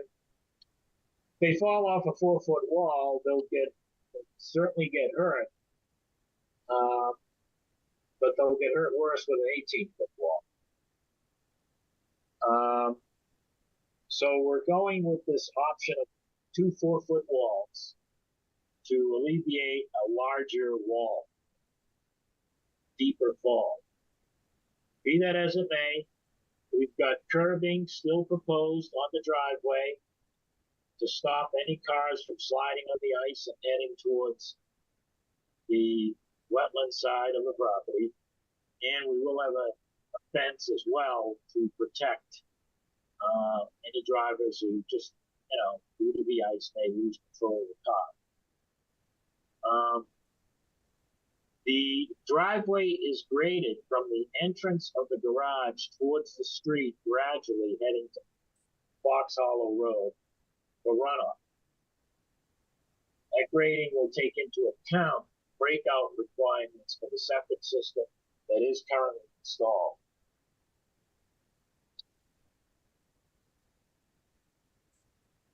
We also regraded such that the walls would be 4 feet and no more. However, if site conditions require a higher wall, we will contact the building inspector to see what type of permitting or requirements he has to allow us to build said wall.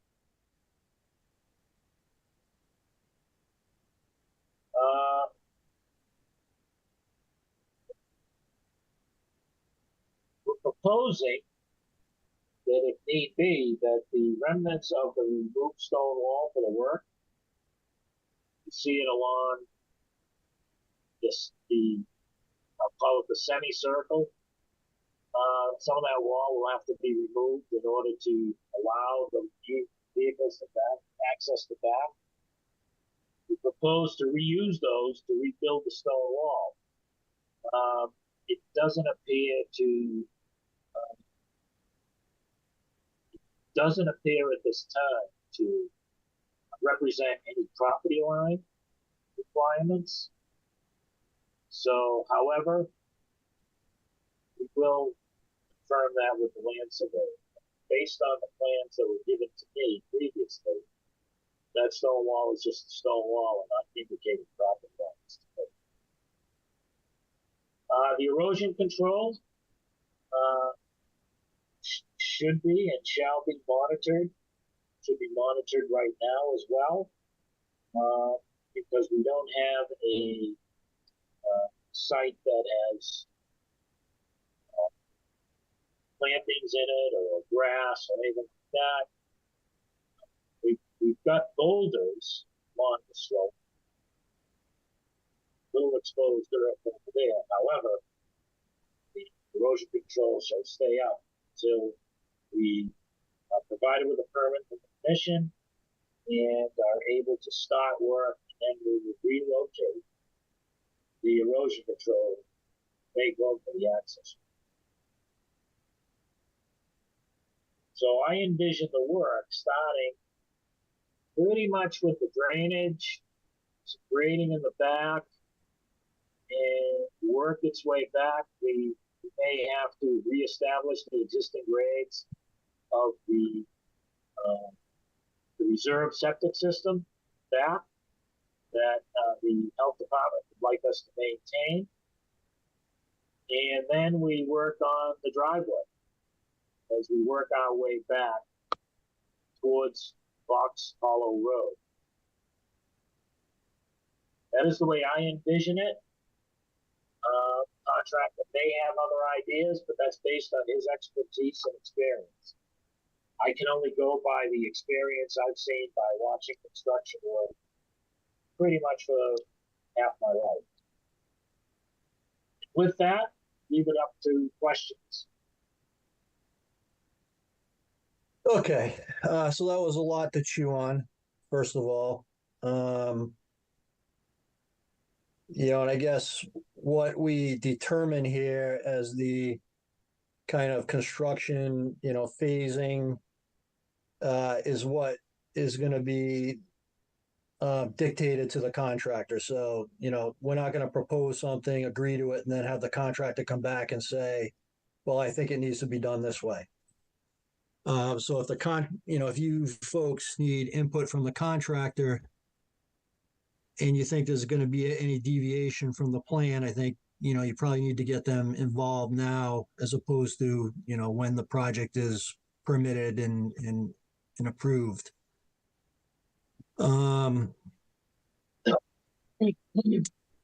So, okay, Kim, can we walk through your kind of letter here that you put together? So I think, comment one, the driveway, that's been established where the location of that is going to be, right? So I think we're good there. Correct, Kim? Yep, I'm satisfied with the response on item one. Okay. Item two, stormwater flow up the driveway intended to be managed. I think that was addressed. Do you have any additional concerns there?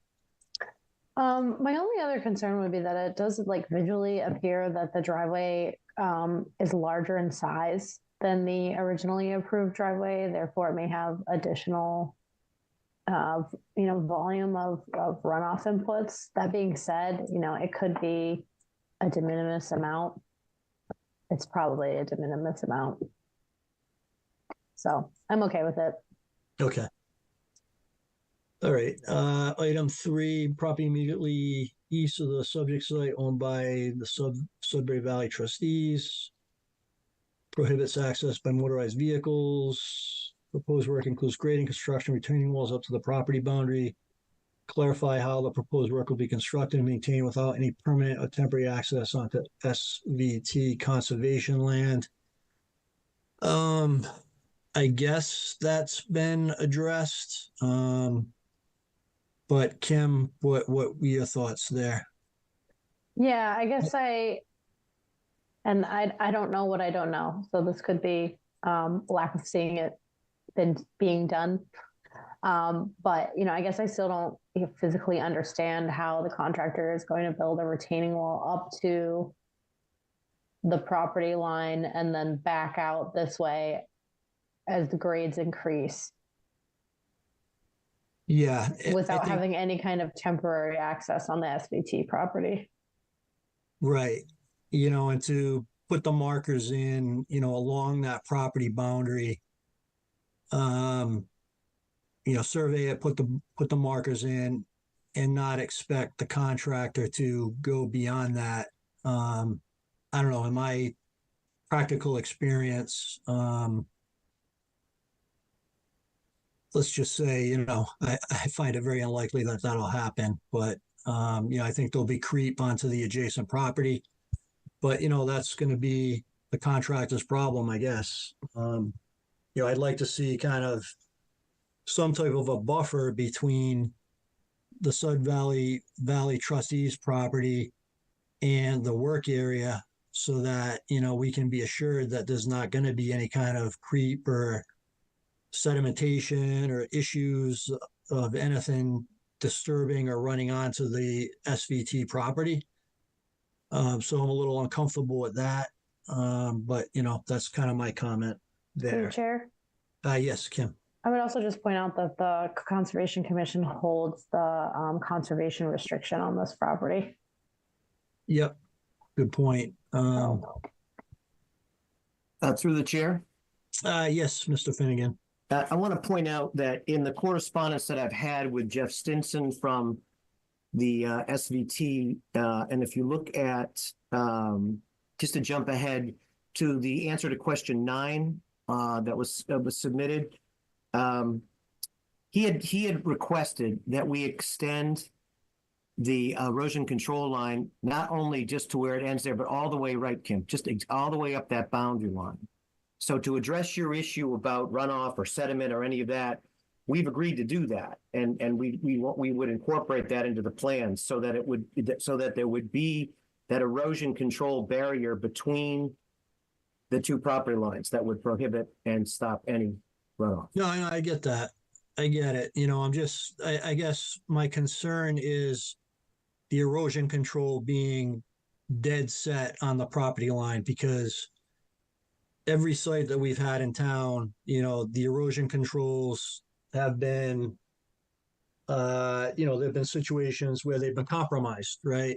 Sure. And it's not the contractor's priority to maintain those 98% of the time, unless we go out there, observe it, and, we force them to do it. So I guess that's my point. It's just a kind of a practical comment.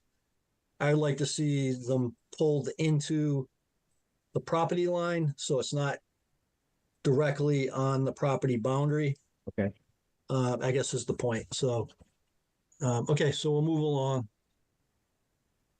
Kim, did you have any other comments there? Nope. Okay.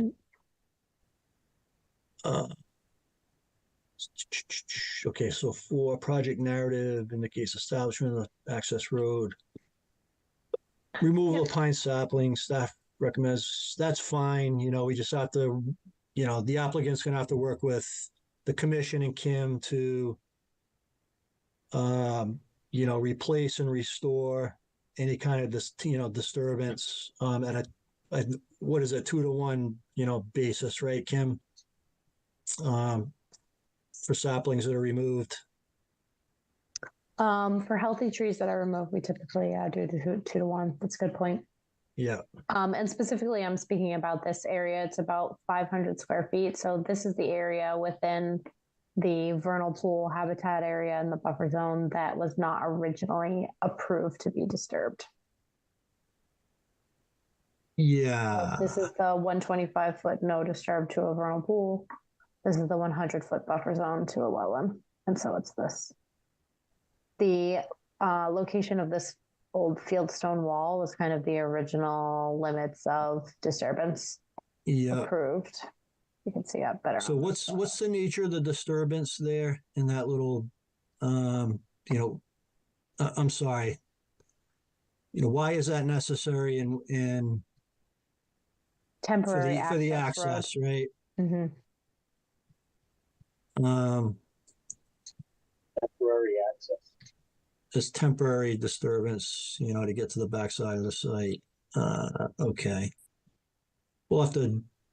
I think we'll have to talk about how, the expectation of what that restoration will look like.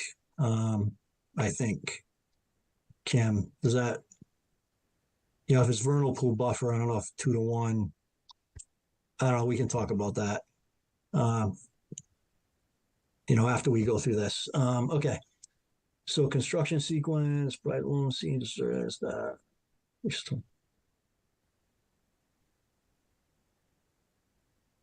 Okay, comment 5, I think, was addressed, right? We're good there. Mm-hmm. The written justification, so why access to the rear lot is not feasible by the drainage easement along the western property boundary and the construction of the 4-foot. I don't know. Are you comfortable with that, Kim? Response? Ultimately, that's the commission's decision. So my intent here was to point out that there is, a specification in the regulations that call out alternatives. Specifically, the commission shall consider as practical alternatives options that were available to the applicant but appear to be precluded due to self-imposed hardships and constraints, e.g. lot, roadway, drainage layouts engineered without prior regard to impact on bylaw resources. So, my questions kind of were, why can the swale not be used? Did the applicant consider reducing the overall size of the driveway and or reconfiguring the walls so that perhaps there was one single larger wall? I know that the trigger for a structural engineer to sign off on these walls is 4 feet. And reduce the size of the house. That could be another option. That ship may have sailed. It's already built. The trigger for the walls is to get a structural engineer on board is 4 feet, and I know that they are proposed at 4 feet. So I know that we talked tonight about some concerns, some safety concerns. Which is valid. Yep. Yeah, I guess it's hard. I know that this site has this steep drop off at the rear here. But that condition exists on each side, whether the drop off is accessed from the right side or the left side. It's the topography that is going to have to be addressed as the contractor, works on this site. So, in my experience with like a National Grid or whatnot, I've seen them put down, construction padding, construction mats, and distribute that weight and, get heavy equipment in a lot of different tight spaces. I do realize that there are check dam swales here and that those would need to be reconstructed if there was access there. But it does make me wonder if there was some more creative thinking, if possibly the equipment could safely make it back here. Through the swale. Right. That's just me. And then, the other question being, like I said, about the size of the driveway and potentially the configuration of the walls. So I would leave it up to the commission if they felt like asking for additional investigation in those areas is appropriate in this case, given the alternative provision in the regulations. Can I ask a quick question related to alternatives? Yeah, absolutely. Can you and I apologize if I missed this in the beginning, but the work that needs to be done behind the house, because the house is already built, that exclusively for the Coltech roof system? Is that why we need access to the back, is to install, because now the septic's in the front, right? I believe it's the reserve trench as well. The reserve trench for the septic system. Through the chair, yes, it's both. Yeah. It's both. It's both. Right. Okay. That My was all question- triggered by the reorientation of the house. I guess, so I was, no, okay, if it's both. I was wondering if an alternative would be to put the Coltex system under the driveway. And then you wouldn't have to access the back of the house.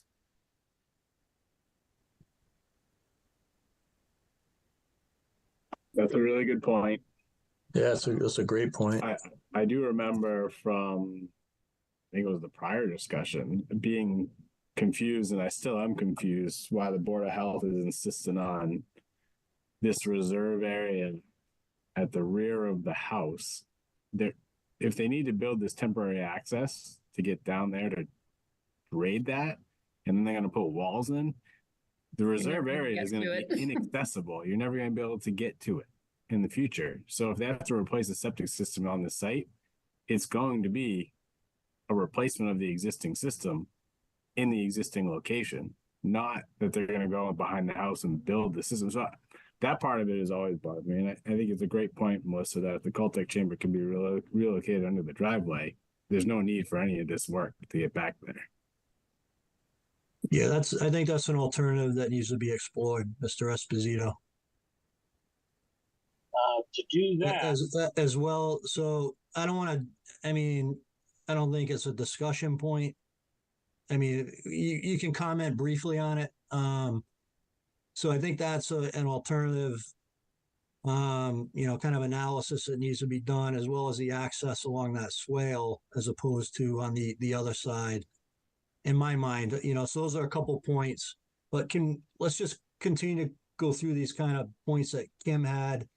There's only a couple more. I'll open it up to comments from the commission members, and then we can get your response on the Coltax system under the driveway and access to the, along that western swale. Okay, so just moving along, Kim, on your comments. Yep. So I just noted the height of the retaining walls and the trigger for the building department. And then just wanted to point out to the commission that in the original order, the commission agreed that this, we're calling it a fieldstone wall, would serve as the PIB. So the work at this point is going beyond. I know that Mr. Esposito said that they intended to reestablish it, so perhaps it could still function as the PIB, but might be worth it to have a little bit more clarity on the updated PIB and what the commission expected. And then just a note for repair and replacement of the erosion control barrier as needed. As I said, this is a really steep slope, so definitely is going to test the limits of the erosion controls here. So we want to make sure that they are in good working order. Yeah. Okay. So yeah. All right. So let me open it up from to the commission for additional questions and comments at this point. Jeff, this is Ted. Yes, Ted, go ahead. I don't have any questions or comments. I just want to let you know that I think I need to step out of the meeting and I wanted it out there for the minutes. Okay. Appreciate it, Ted. Thank you for hanging in there up till now. All right. Goodbye, everybody. Okay. Yep. Have a good evening. Okay. So I think, we've raised a couple points here, Mr. Esposito, that I think need to be explored. But go ahead. I'll give you a chance to respond. Regarding the drainage system, the sizing of that drainage system was done by the previous engineer on the project. And prior to my getting involved, rather than putting it in the backyard, put it in the front yard and kind of centered it in front of the house. The only concern I have is that it I were to move that drainage system to under the driveway, I still may have to do some downspout connecting to it from the side of the house that's on the easement side with the swale. So workers would still have to go back there to connect roof drains to the drainage system under the driveway. Okay. Okay, and these are chambers that are going to have to be very deep under the driveway in order for the gravity to work from one corner to the other. Okay, I mean, that might very well be the case, but that's the point of the alternatives analysis, right? Yeah, and what they wanted to do is limited change the DR's design as possible. Once the house was turned and no room for septic system, the reserve area is health department wanted to keep it there because there were test pits there that showed that it would work there, and to keep the septic system in front of the house in compliance with Title V, there has to be a reserve area somewhere. I believe that if there comes a time, hopefully a long time, when I bought the internal dirt map, that if that septic system needs to be replaced, I envision it going in front of the house as well. Maybe not the exact same location, but probably beside it. And I think the reserve area in the back, because once this house is built, to utilize the reserve area in the back, you would have to reverse the plumbing inside the dwelling, make that happen. And so I don't foresee in the future the septic system being repaired in that location. But at the behest of the health department, he has requested that we put the grades on that reserve area that were there at the time of the test pits at those locations. So that was his directive towards us, and that's why we have to go back to it. So I don't know if I can get the downspouts all the way around the house to the side of the building when my colleague had it designed to go along the front of the house. It's just that we had to move the chambers to the back to keep this Title V required separation from the septic system in the house. So that's the reason the drainage is where it is, and why we have to go back there in regards to the reserve area. Through the chair. Yes, go ahead. Mr. Esposito, just a couple of quick thoughts here for consideration. For the septic system, there's a trench option that allows you to put the reserve in between the primary. Curious if that's been looked at so you could have your reserve in the front and still meet your setback requirements. And then for the Cultec chambers, it would seem to me to potentially address your concerns. If you split that system up, you put half of it on, let's say, the east side, page right side of the building under the driveway, and the other half on the left side of the building, 50 feet away from the septic system. May require you to relocate the propane tank, but that could address your concerns about gravity flows.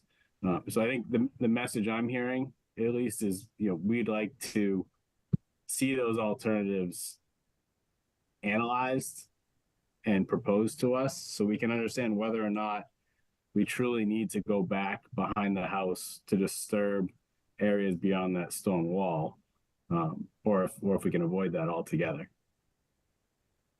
The only thing I can add to that is that the area behind the house is already disturbed, but somebody's going to have to be able to get back there and clean it up. There's boulders scattered about.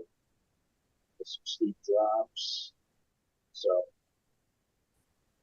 it's no longer pristine.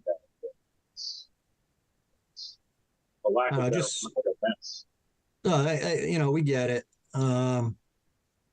It just seems like, the relocation of that system to the east and west sides of the house is just, a more practical approach than what's currently proposed. And, my sense is it hasn't been, fully considered as an alternative, which I think to Matt's point is, what the commission is requesting.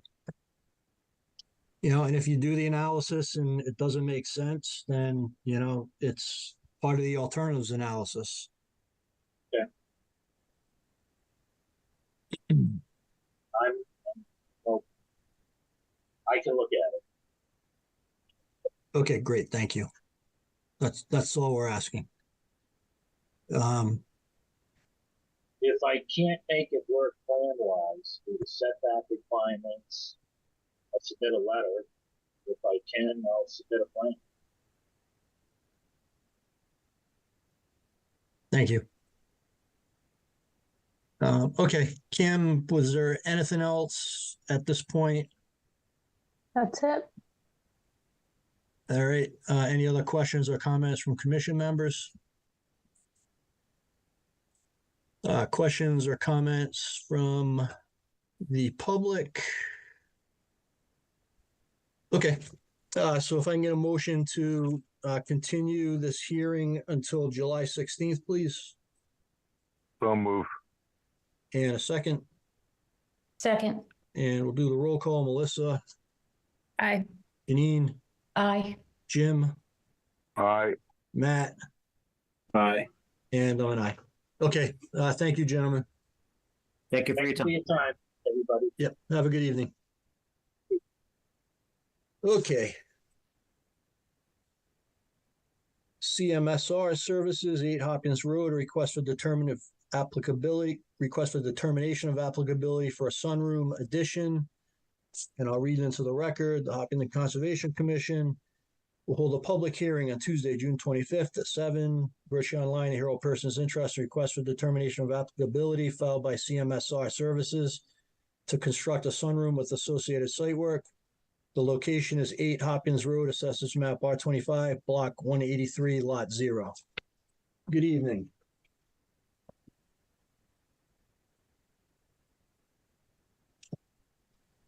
Good evening. Sean Noonan, the owner of CMSR Services, on behalf of John Morris. We are planning on taking down the existing deck that's there and constructing a new deck with a sunroom and steps to grade, or landing and steps to grade.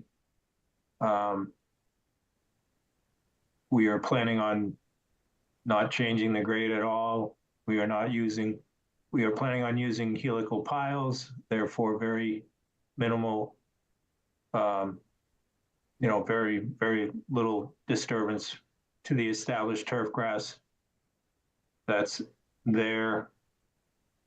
So we are going to extend, I believe the existing deck is 12 by 12. They do want to extend it out to 14 by 13 to abut that triple window that you can see.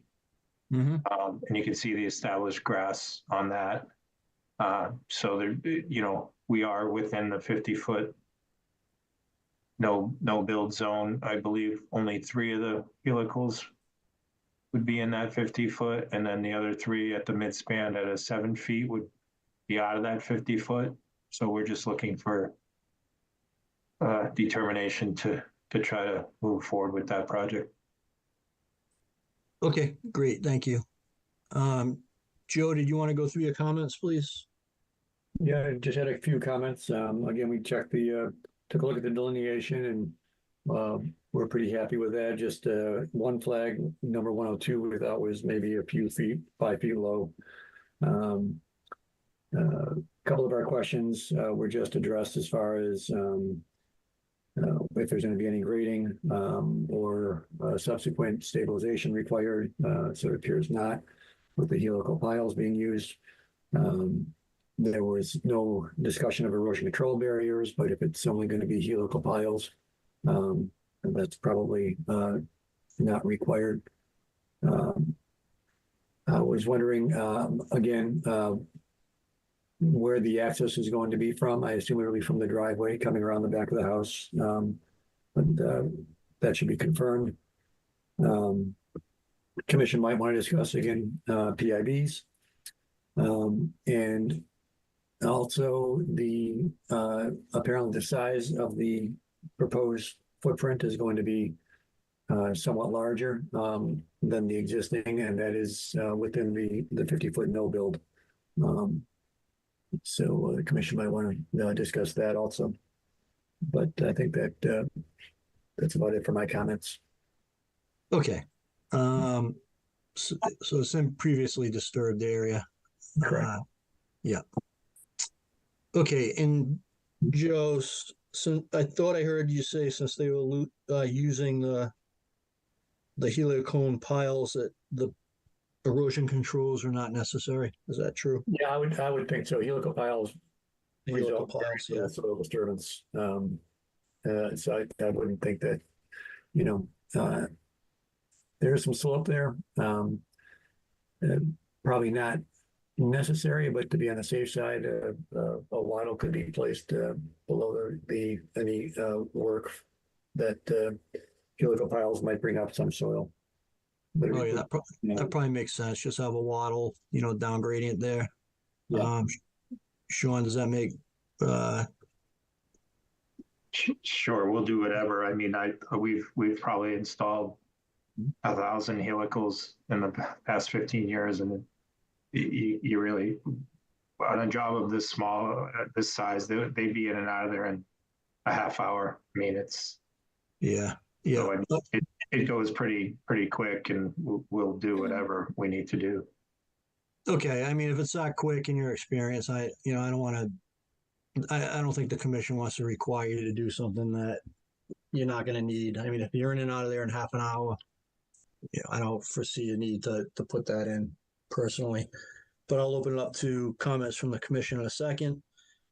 So I guess the other question posed to the commission is just the PIBs, along the backside of the property there where the disturbance is, maybe 2 or 3 of them. On a few of those, trees behind the fence probably makes sense. And the commission can provide those to you. Sure. And you just affix them to the tree. And it's at no cost. So Kim, I think 3 or 4 along the backside of that property sounds about right. Sounds reasonable. Okay. All right. Questions, comments from the commission members? Would we want the PIBs on the fence versus trees?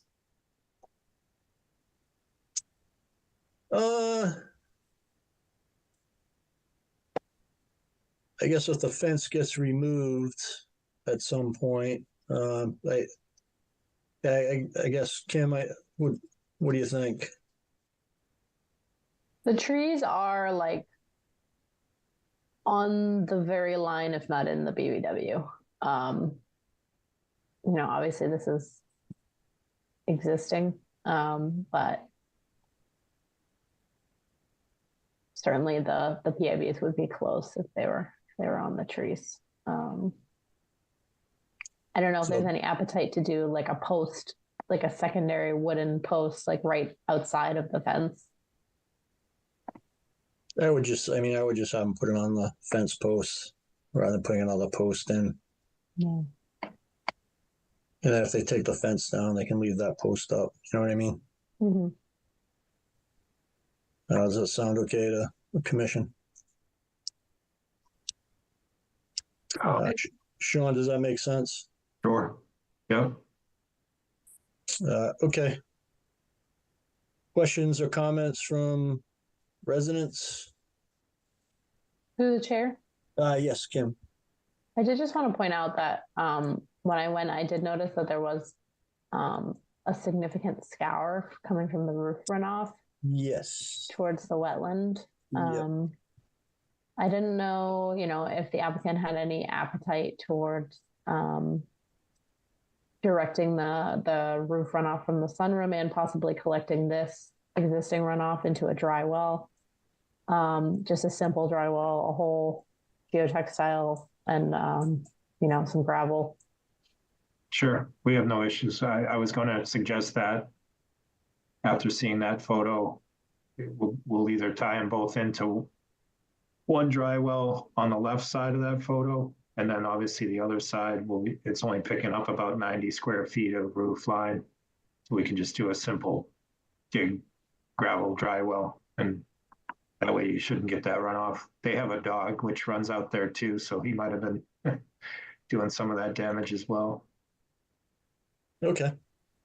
Yeah, so if we can get a plan that just shows the location, a revised plan, Sean, that just shows the proposed location of those two dry wells. Sure. And then the location of the PIBs on the fence, and every 30, to 40 feet along the fence line would be sufficient. And Kim can provide those. But if you can, sketch those in on the plan, yep, that would be great. And then, Kim, do you feel comfortable voting on the RDA contingent upon receipt of that revised plan within the next week? Sure. Through the chair. Yes, Joe. With the dry wells going in, I might want to revisit the erosion control model. If there's going to be any excavation required for those. Well, we would just hand dig them with a post hole digger. I mean, I think we're doing just as much putting the post in with the signs down closer to the wetland. We gotta dig those in with a post hole digger. Pretty minimal excavation for those, you're saying? Yeah. Yeah, just by hand, post hole diggers. Yeah. Yeah, for the are you referring to the PIB, Sean? Yeah. Yeah, you don't have to dig anything for those. You can just affix those to the posts of the fence. Oh, okay. I thought someone. I was referring to the dry well, any excavation required for the dry wells.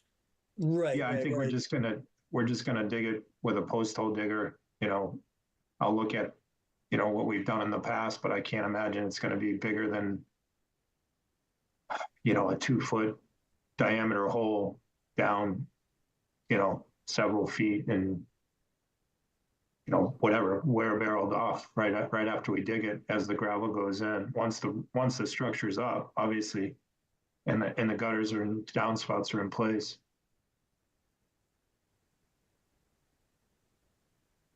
Yeah, I would agree. I don't think you need to put a wattle in for that. If it's going to be done in the same day and the soil's going to be taken off site, as you do the construction of the installation of the dry well, I think you should be fine, Sean. Thank you. All right. Any other questions or comments from the commission? All right. If I can get a motion to issue a negative determination in the request for determination contingent upon receipt of a revised plan depicting the PIBs and location of the two dry wells. So moved. Within Through the chair. Yeah. And to me have sign Kim it. sign on behalf of the commission members present. Thank you, Kim.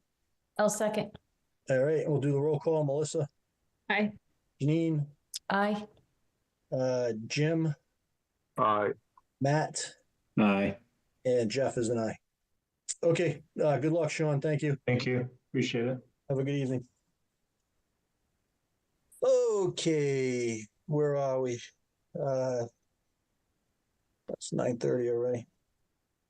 Continued hearings, 198 Ash Street. This is notice of intent continuation for a septic replacement. We have the applicant on the call. Yep. Good evening, Karen Keegan from Allen Engineering. Good evening, Karen. This was continued from your last meeting, and there were a few things that won't needed to be added. I guess there's a row of erosion controls to the left-hand side of the driveway that has been added. There's the erosion control up against the septic system. I think that's been added a little, along so that it keeps it in. I think it was a straight line before, but we've added a little curve to it. There's a temporary stockpile area that's been added to the plan. Mhm. And flags 1 through 4 have been readjusted. They have been moved anywhere between 15 and 18 feet, according to what the environmentalists wanted. Okay. And we've also put some 9 permanent immovable barriers in there. They're asking for large stones, but the homeowner contacted me today and asked if she could put the placards up. Okay. So I was wondering if we could do that rather than the boulders. Yep, that's an option for you. And I think that was about it that needed to be added to the plan. Okay. Does the commission have any other questions? I don't. Kim, I think that satisfies the outstanding requests that the commission had, correct?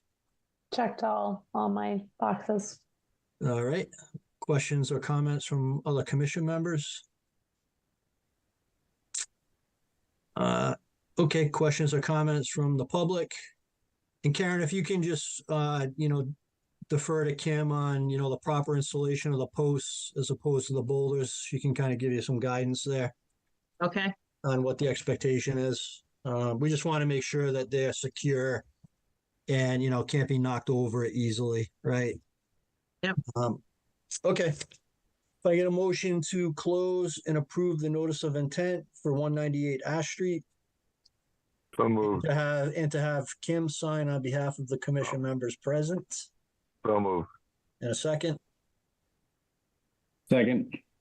We'll do the roll call. Melissa, Aye. Janine, Aye. Jim, Aye. Matt, Aye. and I'm an aye. All right. Thank you, Karen. Thank you very much. Thank you for your time. You're welcome. Have a good evening. You too. Okay, open play, 0 East Main Street. This is a continuation of a notice of intent for a commercial building and recreational sport courts, aka pickleball. Okay, so we have the applicant on the call.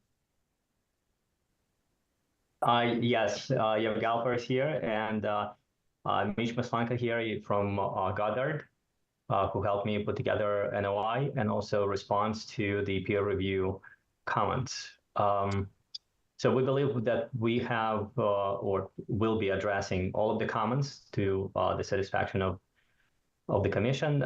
We just wanted to go over all the comments and to explain to you what exactly we're going to be doing before we update all the plans, because we are finalizing also with planning board and with the Mass DEP. So we want to make sure that we get all the input from all these different constituents. So we update the plans at once, and we're not conflicting and redoing the plans multiple times. So that is the goal for today. That sounds good, and we'll let you roll.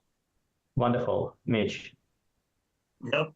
So Mitch Maslanka with Goddard Consulting, Wetland Scientist, working with Yev. So one of the commission members last time asked for a graphic showing where the existing meadow space was, where the existing lawn was, just to get a sense of where existing land cover types were on the site and how they were going to be converted to the proposed conditions. So I put together this GIS graphic showing where existing lawn is, where existing meadow is, where existing forest area is, and then showing the buffer zones and wetlands with the proposed plans set into the background there. So the dark green at the top left of the screen, that's forest area. That's a majority of that is the existing bordering vegetated wetlands. There's a blue line right there, that is our bordering vegetated wetland boundary. So you can see that tan area encompassed in there is existing meadow. So we have some wet meadow. Then the right of the blue line, so up gradient of the bordering vegetated wetland boundary, we have meadow space, small portion of forest area, but majority of it is meadow space, especially within the 0 to 50 foot buffer zone is primarily meadow. And beyond our 50-foot buffer zone, we've got our erosion control barrier shown in that black hash line. So that basically follows the 50-foot buffer zone the entire way there. Just up gradient. Oh, what that? Okay. Yep. Sorry. Just acknowledging your, yep. Yep. And then, so then there's a blue line. That's our 100-foot buffer zone. And then in between that blue line and our erosion control barrier is the 75-foot buffer zone. Yep. So the vast majority of our 50 to 75-foot buffer zone is meadow space. At the top of the screen, you can see there is a portion that is existing lawn. And then within our 75 to 100-foot buffer zone, a majority of that is also meadow space. And then at the top of the screen there, you can see there's lawn existing up there in our 75 to 100-foot buffer zone. And then outside the 100-foot is basically all lawn. There is a patch of weeds in there that I called out as anthropogenic weeds. Just, pokeweed is popping through it. That is a bit of a raised area. It looks like some soils were stockpiled there and seeded over, and just random weeds are popping through. But that's out of the buffer zone. But majority of the building space is actually going to be on top of that. So if we hone in on the 50 to 75-foot buffer zone to start off with, just for land conversion, down there where the mouse is now, that's where our subsurface infiltration is going to be installed. And above that is going to be seeded as a meadow seed mix. That area is going to remain in a meadow state post-construction. So we figure that's, the best scenario there. Same with the 75 to 100-foot in that same subsurface infiltration system area. Then as we work our way up, the center of the screen, those, right there, that's our surface infiltration basin. So that area, we can seed the side slopes with a meadow mix to allow that area to function as much of a meadow as it can. The only spot is the stone at the base of the infiltration system will have to remain stone. And that area probably will be mowed and maintained, but in times when it isn't mowed, it can be maintained as meadow. So there is a small corner of one of the paddle pickleball courts that is within our 75 to 100-foot. That area will be converted from meadow to so actually a little further plant south, Kim. A little further south. So you see where the top left pickleball court is in this set of 6? Yeah, right there. So that's our only spot that's really going to just be converted from meadow to the surface of the paddle courts and the walking area around it. So then shifting up to where the proposed building is. Yep, perfect. So between 75 and 100 feet, that sliver there, that is going to be a conversion from meadow to building. And then just plan north of that is, perfect. That is all lawn. Between the 75 and 100 foot, there's going to become a paddle court in there. And then just to the left, that area is going to remain in a lawn state. It's going to be utilized for some stormwater conveyance there. So it'll remain in its lawn state. And then right there, that area will be converted from meadow to lawn for the same reason, for conveyance of stormwater.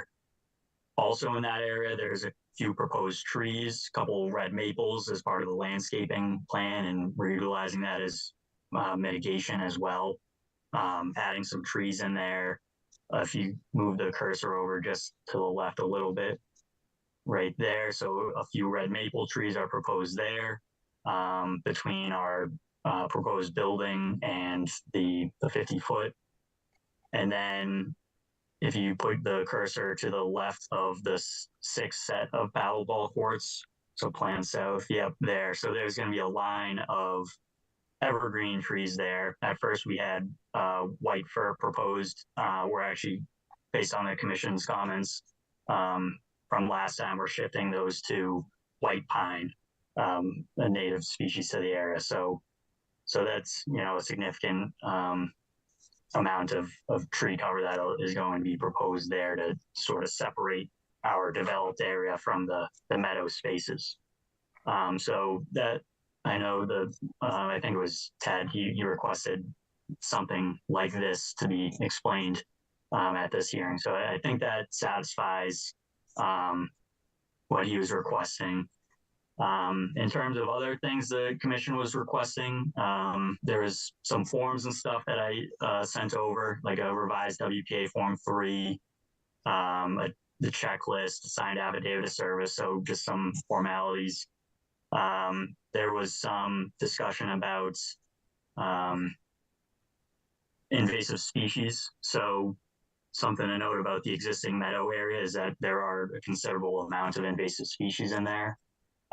So as far as during construction, invasive species will essentially be controlled by their destruction during the construction process. So when we start grading and whatnot, the invasive species will be destroyed. And then post-construction, once all this area is stabilized as meadow space or lawn, I think it's in everyone's best interest to maintain that as an invasive species-free area in order to have a functional meadow space. And, you know, we don't want invasive species growing up, you know, the vines growing around all the red maple and white pine trees and whatnot. So within our limit of work, we're proposing to maintain an invasive free area. I'm just cruising through my letter over here for more comments. A couple of plan revisions that are pretty simple, like adding on a revised buffer zone line to furthest plan south. There's a couple buffer zones that need to be adjusted down there. Combining all of our plan sets, you know, putting the landscape plan within our main plan set that's going to be done. There was another comment about permanent immovable barriers. So we're going to propose boulders, if that's all right with the commission, maybe every 50 feet around our limit of work. So essentially at the 50-foot no disturb zone there, we're going to propose boulders. So is that something the commission would be okay with? Yep, that would be fine, but you know, every 30 to 35 feet would be requested, not 50 feet. Okay. Yeah, that's perfect. Yep. Okay. Take note of that. And through the chair? Yes, sir. What potentially could be an alternative that you would be okay with if we were to choose something else rather than boulders? There is a line of boulders there already. I'm just not sure how many we have. And yeah, you could put you know, split rail fence. You could put placards, you know, on posts every, you know, 30, 35 feet. Since it's a meadow, you know, there are no trees that you can affix it to, so it would have to be posts. What else, Kim, can they use as a PIB? I mean, those are really Something kind of... tells me you might find more boulders. Yeah. it's New England. Yeah. But just in case, so we don't have to import boulders. I think we'll be fine, just in case. If you have any other, you know, suggestions, happy to entertain. Okay. You know, we don't have a specific requirement other than it be difficult to move and visible to anybody who kind of comes upon it. So. Okay. I'll just stand there. We had It's more. gonna be very difficult to move. I don't know. I think you're going to want to play in these tournaments here. I will, yeah. All right, thank you. You're welcome. Okay, Mitch, does that wrap up your presentation? Yep. So yeah, whatever you and the commission have for comments, we're ready. Yeah, so how many white pines and red maples were proposed? And I know you said the species, but I don't think you gave us a number. Yep. Kim, do you actually have the landscape plan available to share? Yep, I can pull it up. I was looking at it earlier. I had counted 12 Okay. 12 total in the buffer zone. For the chair, 12. may I, I'm not sure whether we have whether we submitted the latest landscaping plan, because it was updated after design review board. So if you bring it up, let me take a quick look, and if not, maybe I could share a screen because we added a few trees. Oh, good. Okay.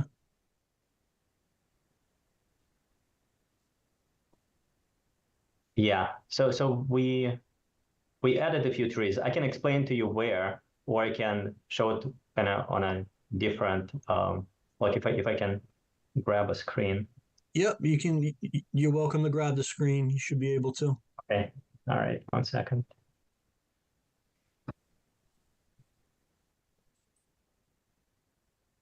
Let me know when you see it. Yep, it's up.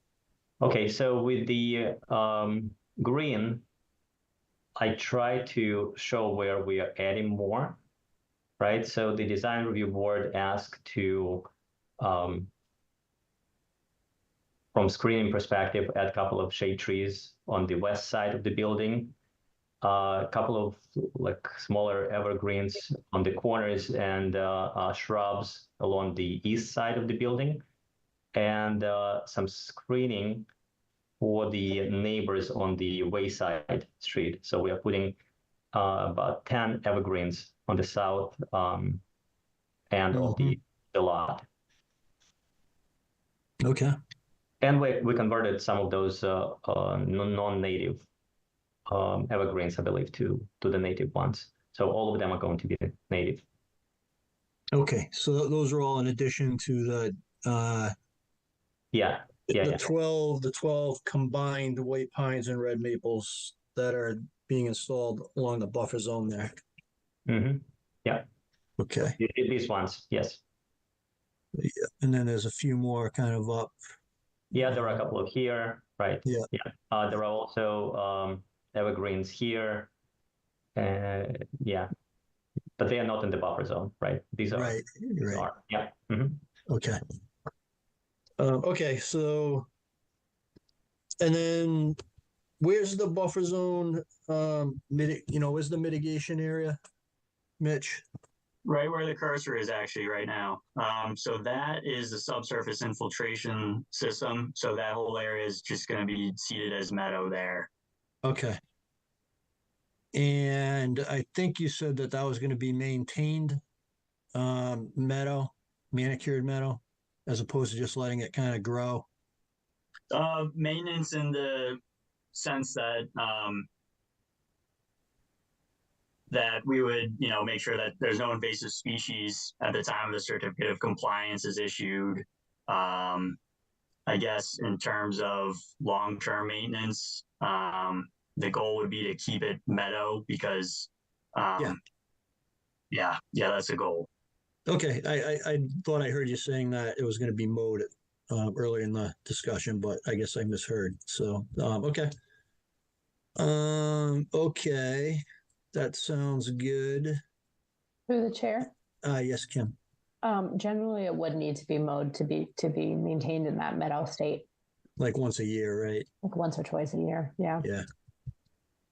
Okay. Well, we can totally do that. Yeah, and then I guess the only other question I had, Kim, I know Mitch had said, there's the intent to kind of manage the invasives, during the construction process. I guess they would just be eradicated as part of the construction, right?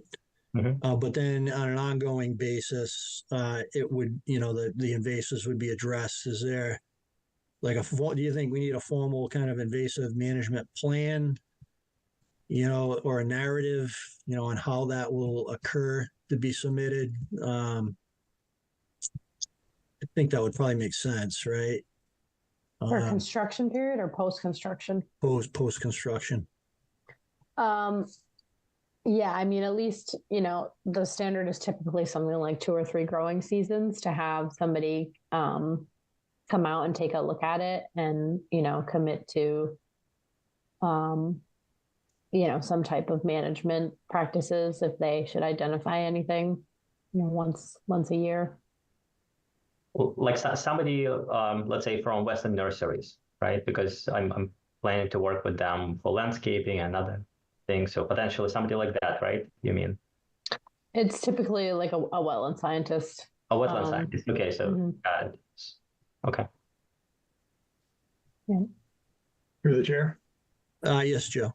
Yeah. I would also think that maybe some additional detail on a construction phase invasive species management would be useful. Also, just want to be sure that nothing's being, no contaminated soils being tracked off site primarily.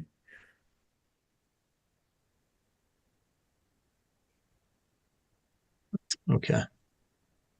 Joe, do we have, is that something that we requested at one of our, I'm trying to think, it was the Historical Society work that they were doing where there were a bunch of invasives, right? And I think they had proposed, I'm trying to remember now, I think they were proposing like volunteers to go out there and handle it. But as I recall, they did submit some type of plan to us. Right, Kim? For the historical building there on... They did, yep. Maybe we can just provide that to Mr. Galper or to Mitch as kind of an example. Mm-hmm. Yeah, I have all their invasive species management plans as well. Mm-hmm. I think some from Goddard, quite honestly. I don't know if Goddard can just reach internally. Oh, yeah. We could. Yeah. So what exactly would you suggest for, I actually really don't know, Yev, if, how much soil is going to be exported from the site. Like, is it feasible to keep contaminated soils with invasive species seed stock on site? Or are you expecting a large amount of soil being brought off site? I actually don't expect much soil to be brought outside. And it's pretty flat out there, right? Yeah, it is pretty flat. Yeah. So I think some soils need to be stripped, let's say, from the place where the leaching field is, but it will be kind of rescreened, right, and reused, so it will not be taken out. So I don't think that a lot of soil will be taken out, if any. Okay. Yeah, so Mitch, just internally, see what you guys have for management plans. If you don't find anything, we can share what we have with you.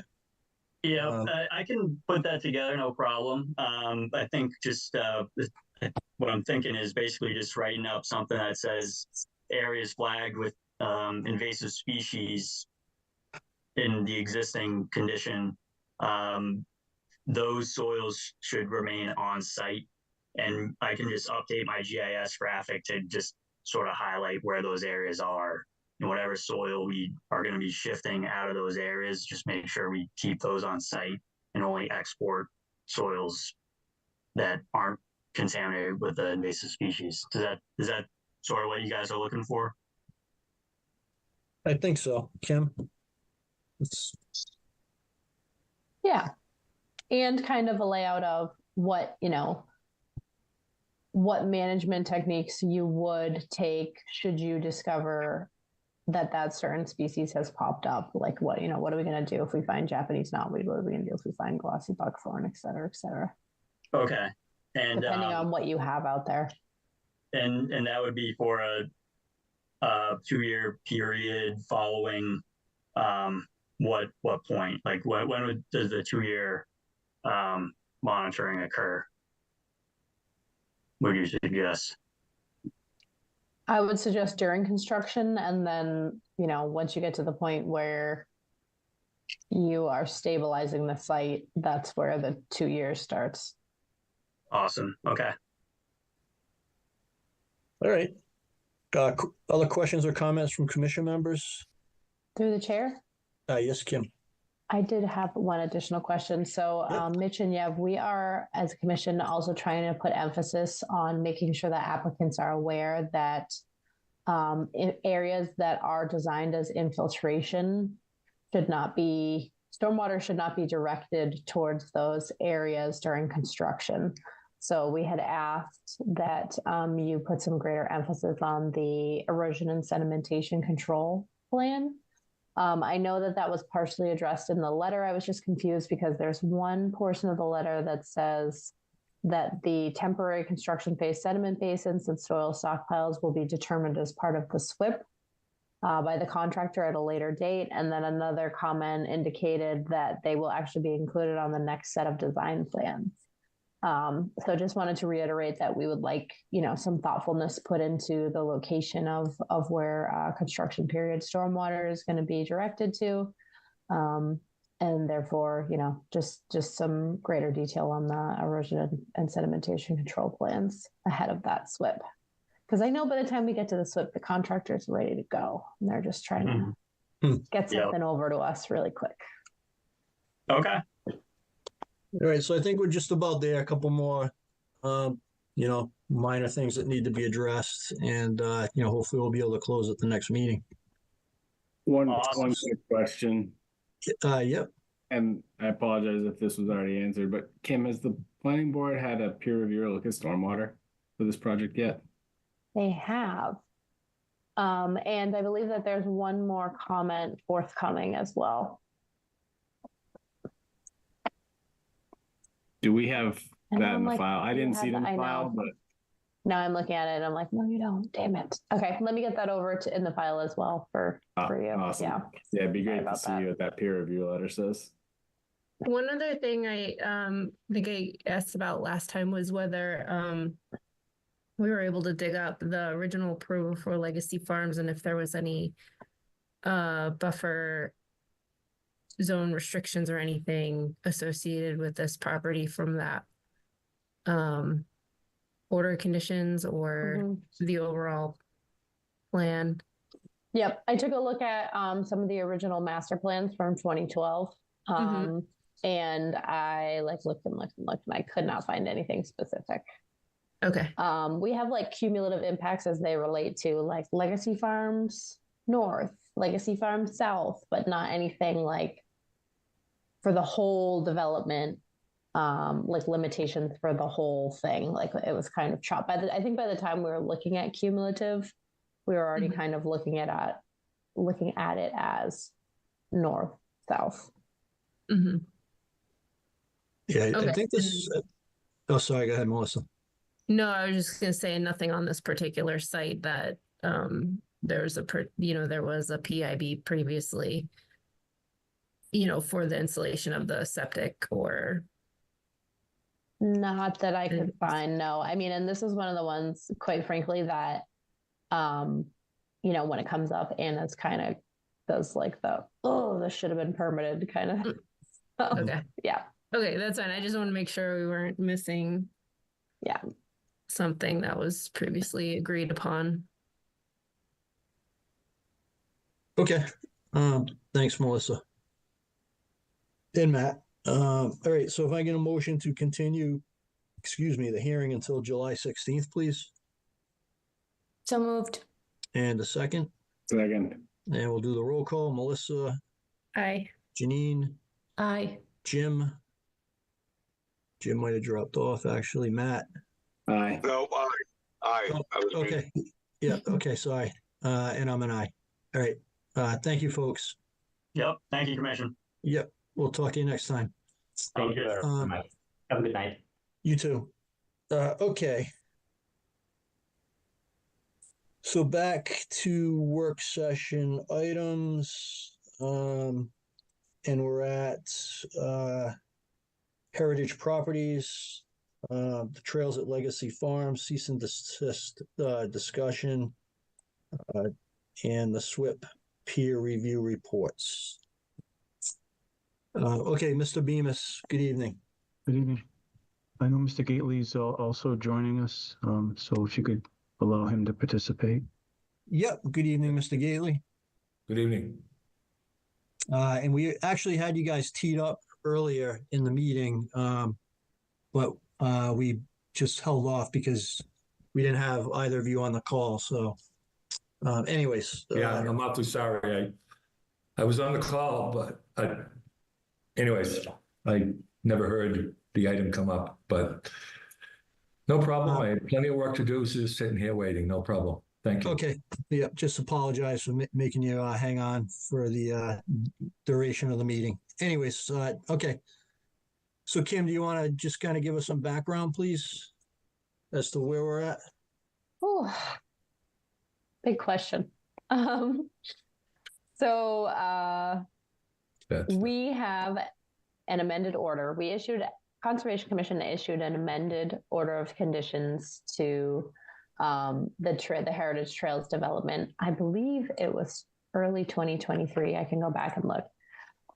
The order included upgrades, improvements to existing stormwater infrastructure, BMPs. This is the Wilson Road section of the development. Let me pull up a map. That would probably be helpful.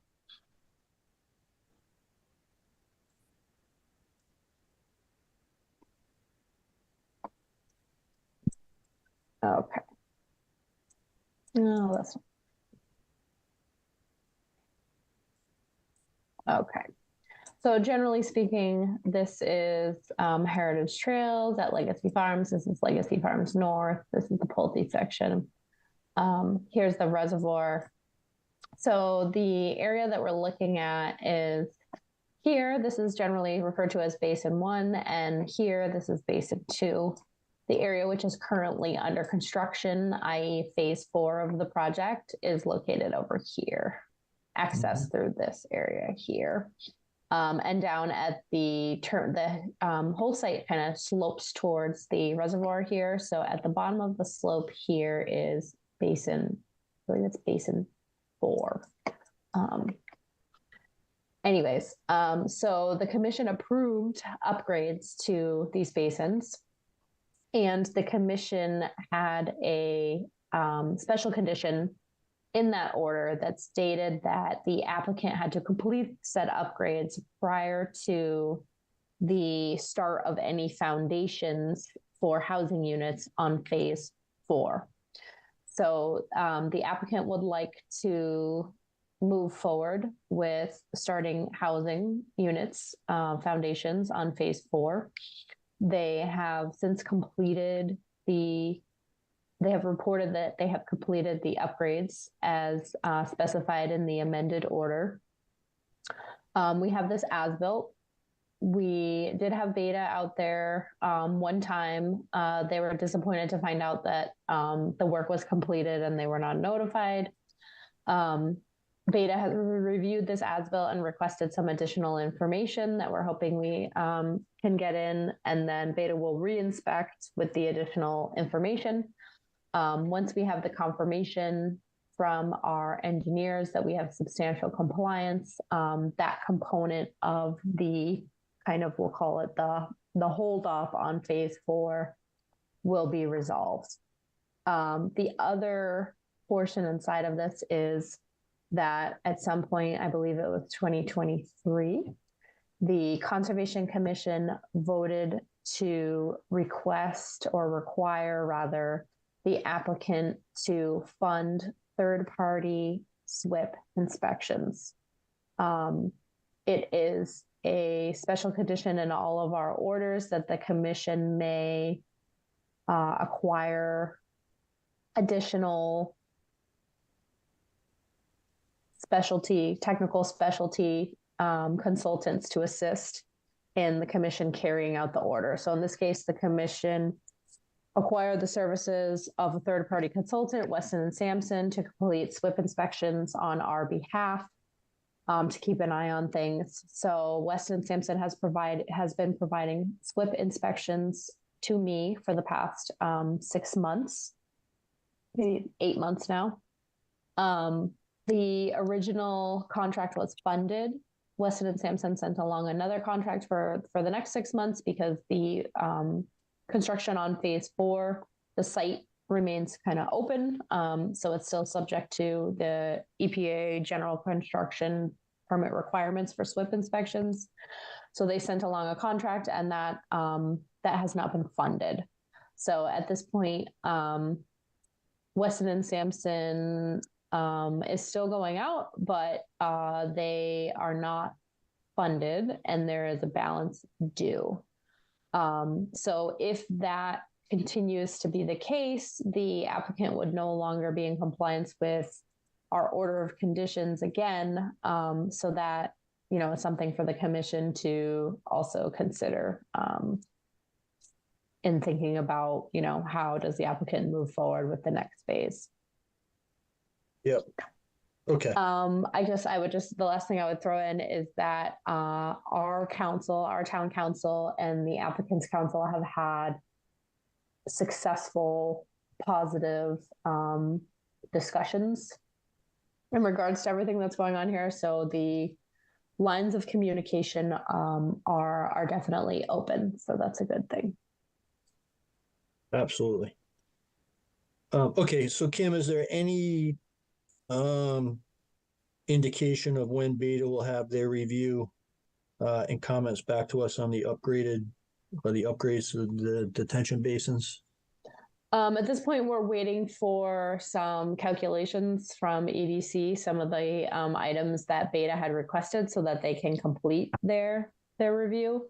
And then I know that the folks at Beta, some of their staff have a 4th of July vacation. So I would think that, assuming that EDC gets the information to Beta in time, perhaps the 1st or 2nd week of July, we'd have that information, or we'd have that resolved. Yeah. Okay. And Mr. Bemis, you have those calculations that Beta is looking for? You guys are working on those? We just received the information today. So we're already working on it. All right. Good. Okay. And then I guess, what's the status of the funding for the next 6 months of the SWIP peer reviews for Weston Sampson? Ben, this would be time for you to speak. Well, I mean, we had the discussion with our attorney last week, as Kim said.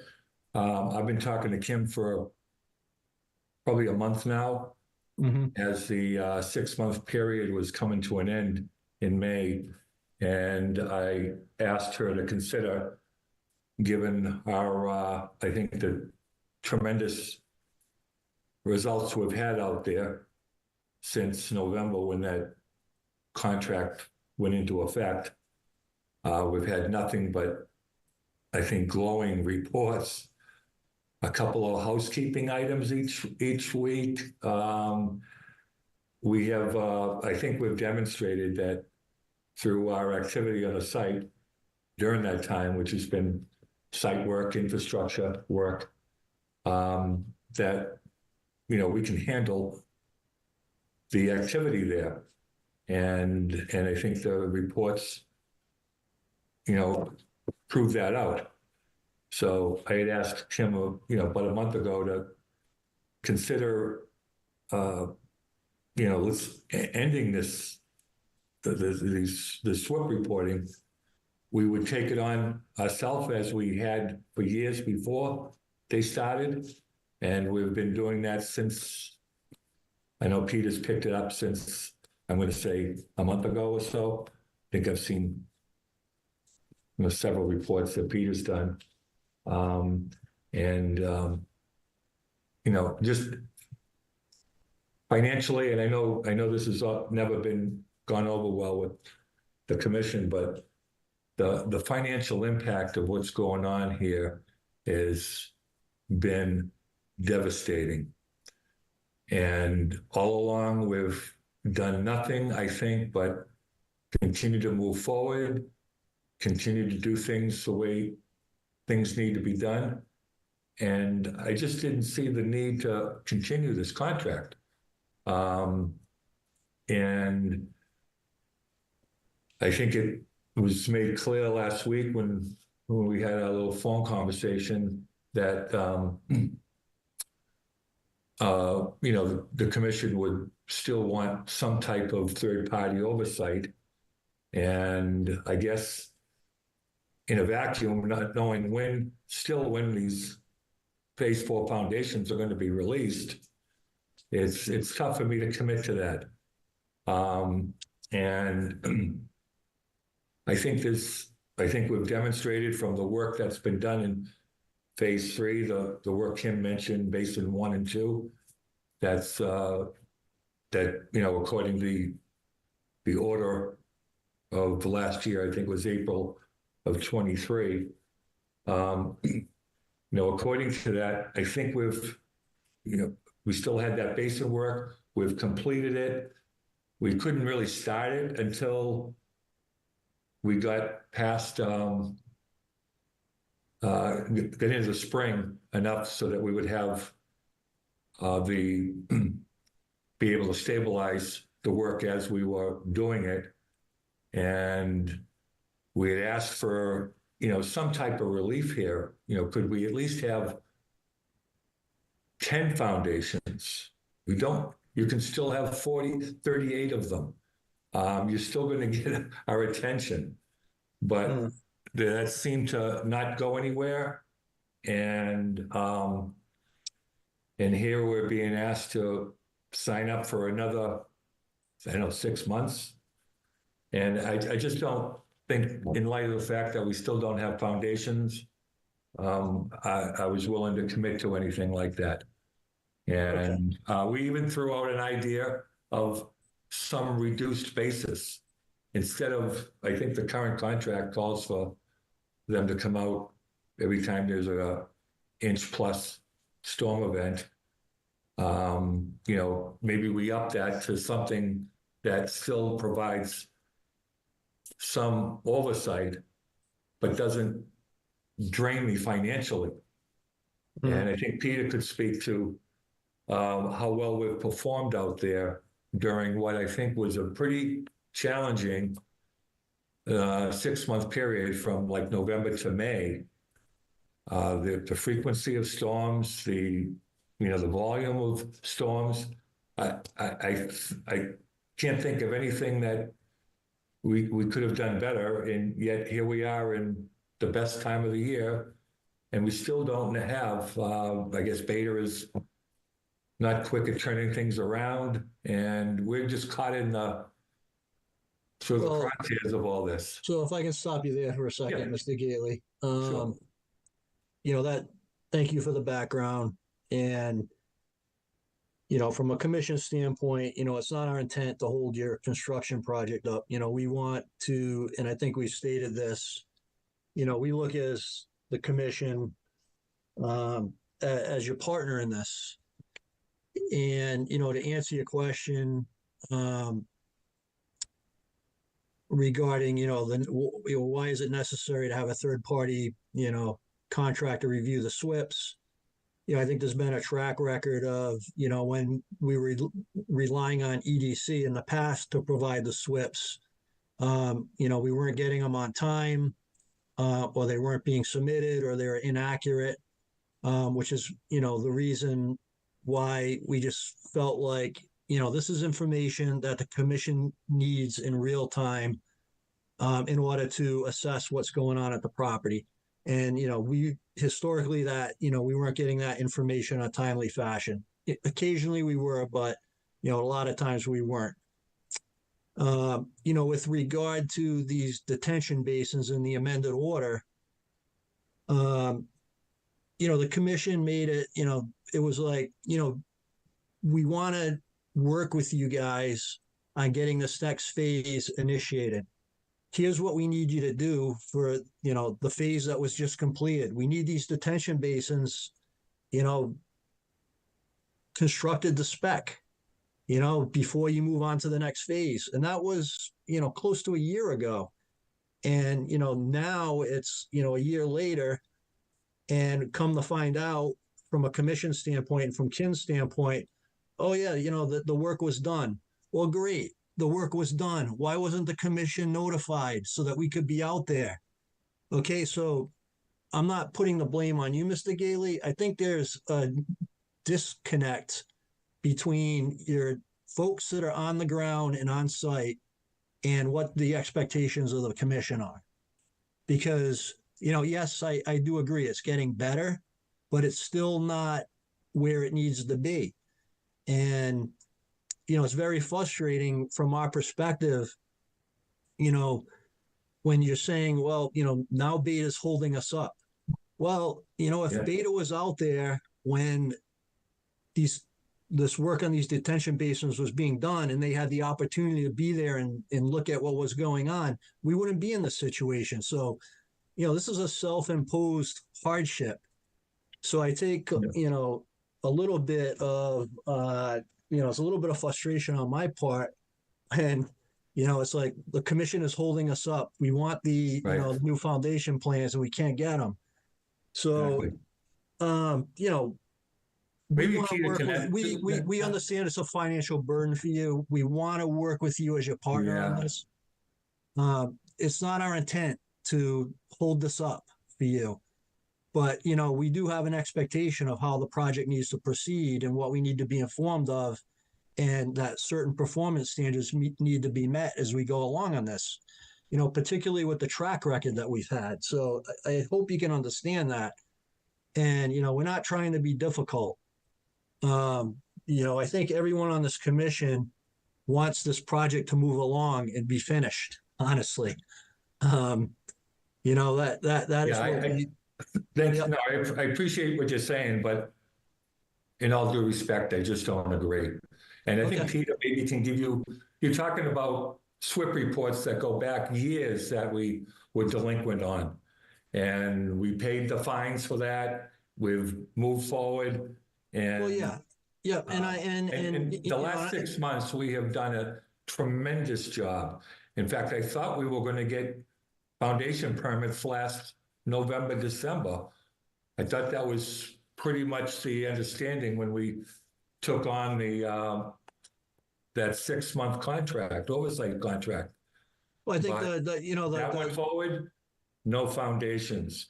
And so hold on a second, sir. And I think Peter should speak to some of the things that you're talking about, because I'm just not understanding why you have to continue to hold foundations when there's, I think, a way to get to the same point, give us something to go forward on, and at the same time, we're going to be back to you real quick for 10 more.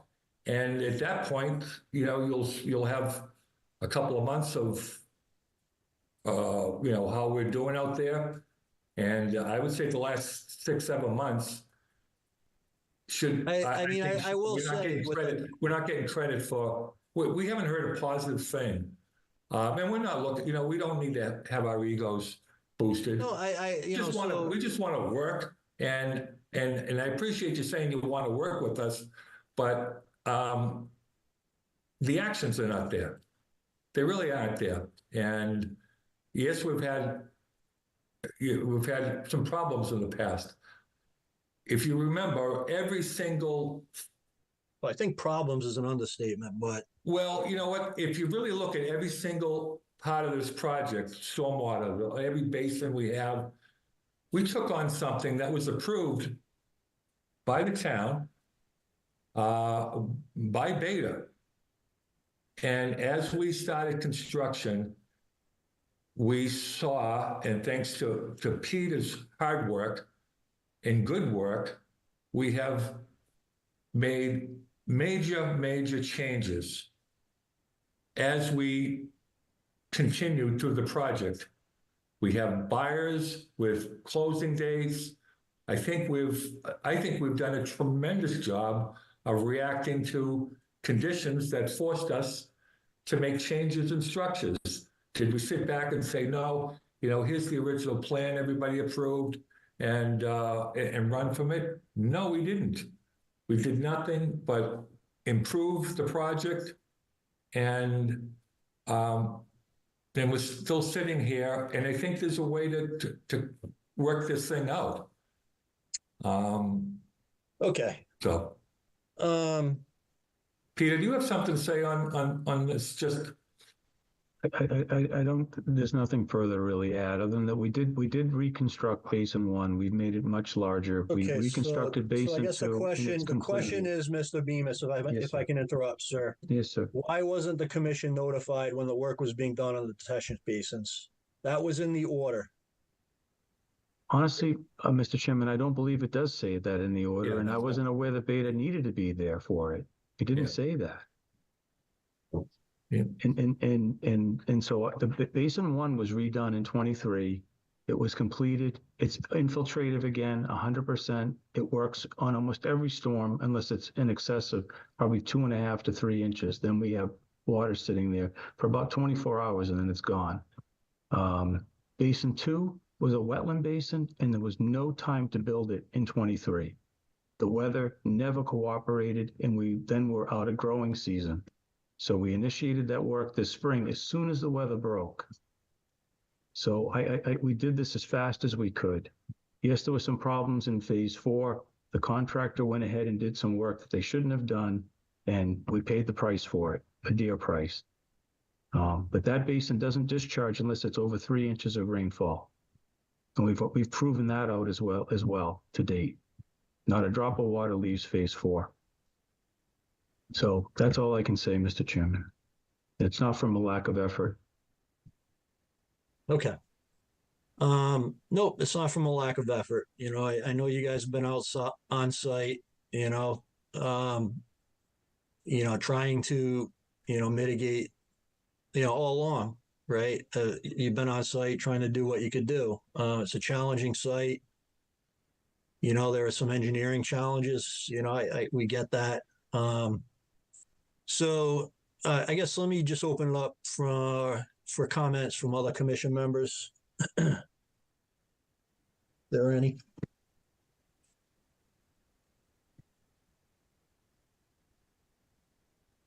All right.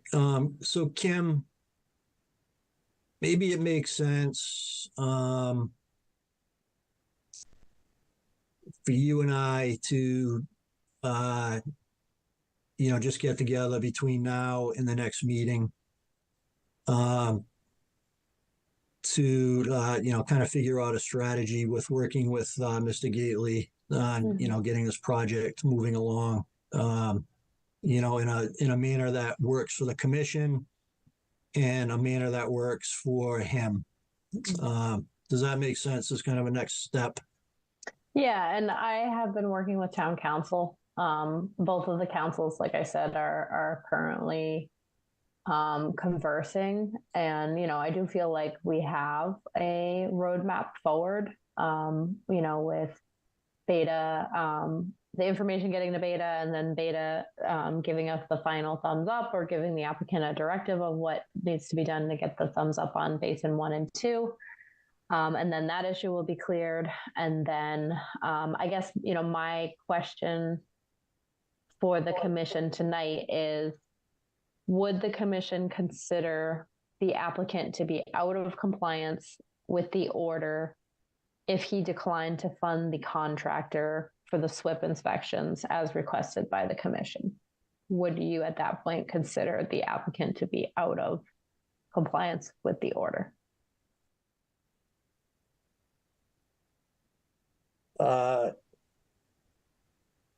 Well, the order states that the SWIP needs to be done, right? What is it, it doesn't necessarily say it needs to be done by a third party, correct? Right. Kim, that was a question. That is correct. Yep. Yeah. It does say that the SWIP Is it inspector every has 2 to be weeks or- qualified. I can go up and look. It's There's directives in the general permit. down The as well, reporting yeah. schedule for the SWIP. It's Yeah, 2 so weeks. It's So I- actually a half-inch rain as specified in our order.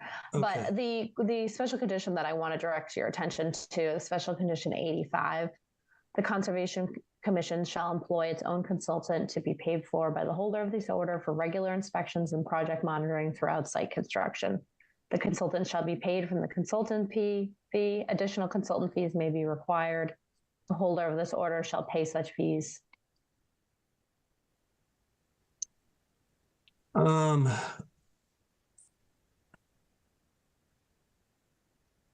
All right. I So in the spirit of, working together, I'm going to throw this out to the commission and to Kim for consideration and thoughts. So is the funding we're talking about past funding expenses already incurred by the town? Or are we talking about funding expenses, future expenses for going forward? Yeah, good question, Janine.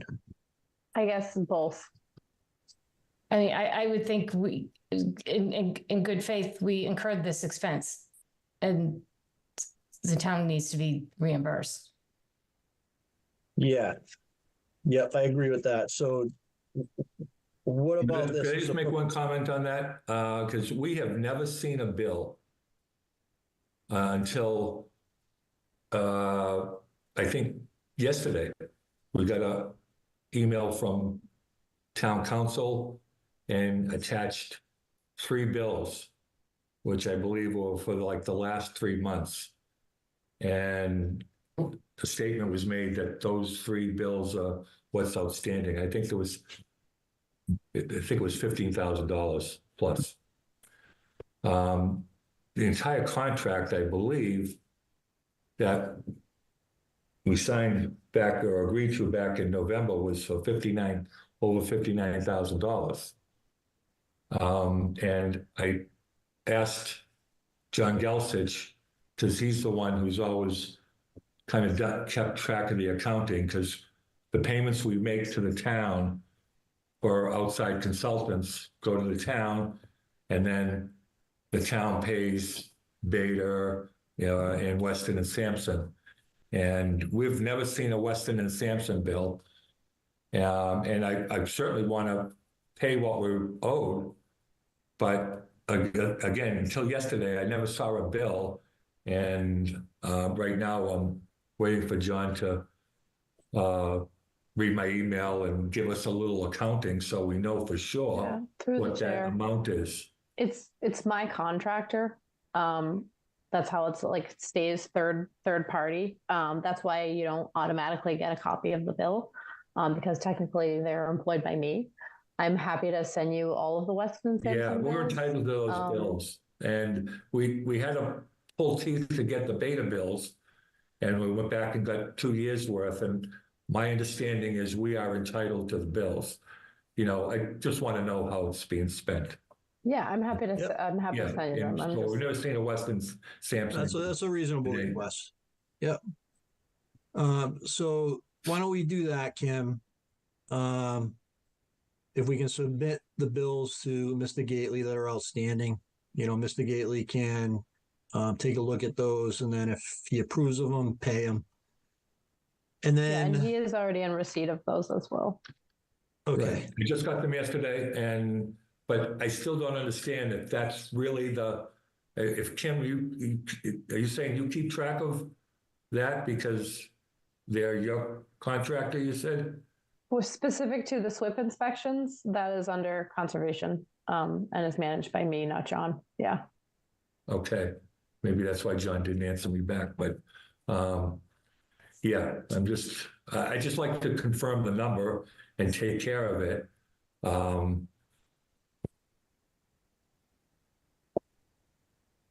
right.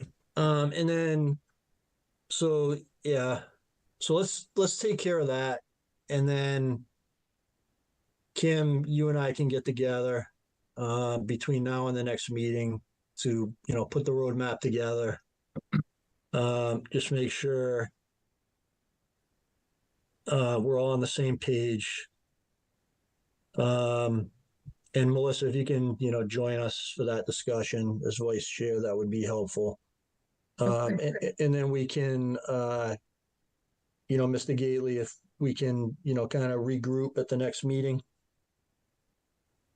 which is the 16th. Is that?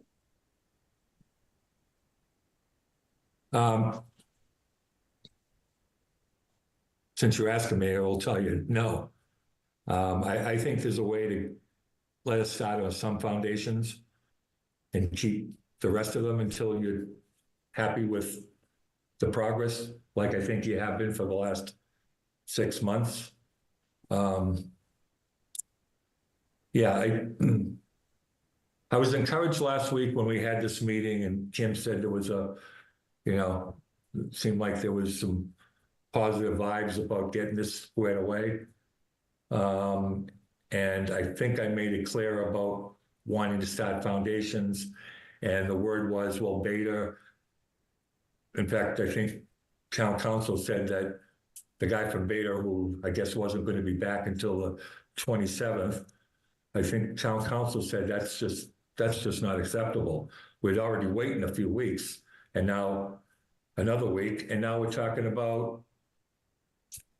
But again, this is it's kind of a self-imposed hardship, Mr. Gately, because if Beta was, out there to do the inspection, when the detention basin work was being done, we wouldn't be in this situation. But we, weren't notified. Yeah.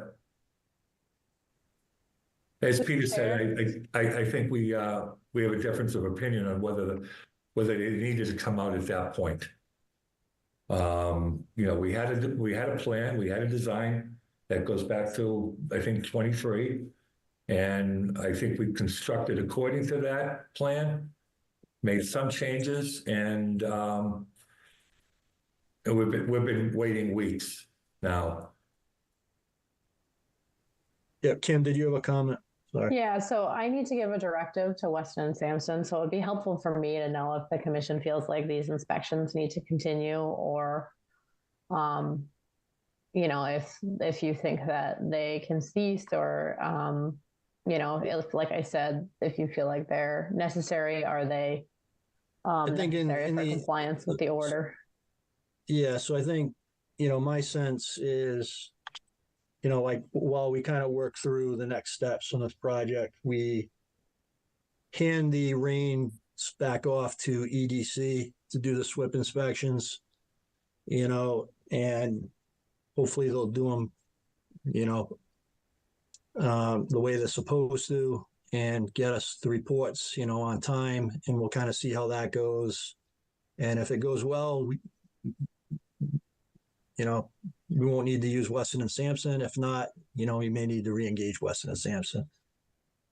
So that, I guess I'll throw that out to commission members. Does that sound reasonable? As a kind of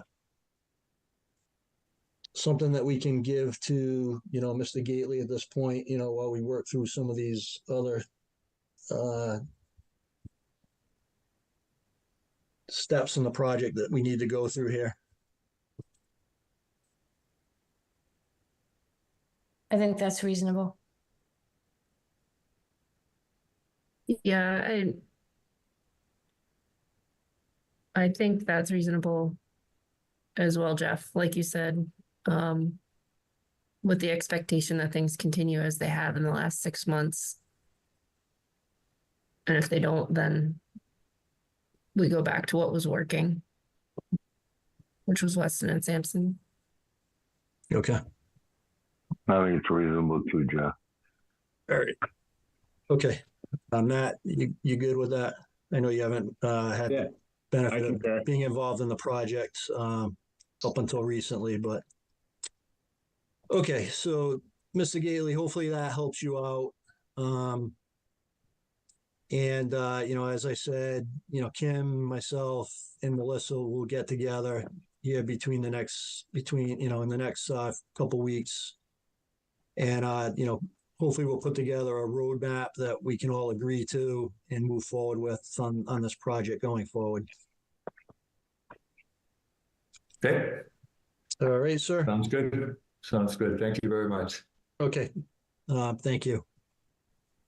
And, I do want to say that, we have been happy with the fact that, there have been some significant rain events over the past, 6 months, and we haven't really had any issues at the site. So, at the new phase of the project. So, I do want to give you some kudos there. And, I don't want you to hear all bad news all the time. So, Okay. All right. Yeah, hopefully, next time we talk, maybe you can sprinkle a few foundations in there too, along with the kudos. The kudos are nice. I'm happy to take them. A few foundations would be Okay. sorely needed at this point. Okay. Yep. I heard you. Okay. All right. Thank you, sir. Okay. Thank Have you. a good evening. Yep. Good night. Good night. All right. So Kim, Lucas Environmental. And we're getting late here. Sorry, folks. The Lucas Environmental contract discussion. The annual contract is up for review. So there are a couple of changes made for this year. Yes, yes. So we hope they will have us back again for fiscal year 25. They are requesting a little bump in their monthly rate per hour from 110 to 120, which, based on my knowledge of other per hour charges for consultants, is extremely reasonable. And they're changing their mileage structure a little bit so that travel mileage is reimbursed to and from the town of Hopkinton up to 60 miles each way. Okay, that seems reasonable to me. Any questions, comments from the commission? Everyone good with that? Yes. Yeah. Okay. Well, Joe, thank you for, your assistance on these, projects and attending our meetings and helping us out this past year. We appreciate, your good work and everything you do. So thank you. No, thank you. Yeah. Yes. Thank you, Joe. Is there a motion to approve the new contract for Lucas Environmental for the upcoming fiscal year? Is it 1 year or 2 years, Kim? It's 1 year, right? It is 1 year at a time. Yeah. Thank you. Is there a motion? So moved. And a second? Second. And we'll do the roll call. Melissa? Aye. Janine? Aye. Jim? Aye. Matt? Aye. And I'm an aye. All right. And then public forum. Kim, did you want to hold off on this until we have a full commission, or? I think so. Okay. Do you want to give us a teaser? No. Oh, No? come on. I have good news, but I think I need to wait. I think I need to wait for Ed. All right. We'll put it off to the next meeting then. Yeah. All right. Well, that was a long one tonight. Thank you, everyone. So I'm sure someone's going to be eager to put a motion forward to close the meeting. I will make that motion. Second. And we'll do the roll call. Melissa? Aye. Janine? Aye. Jim? Aye. Matt? Aye. And I'm an aye. All right, guys. Have a great night. Thank you, everyone. Everybody have Thanks, a great 4th everybody. of July Good night, holiday. Yeah, you guys too. Have a great Great 4th. holiday, yeah. Yep. Take care, Enjoy. everyone. See ya. Take care. Bye. Bye.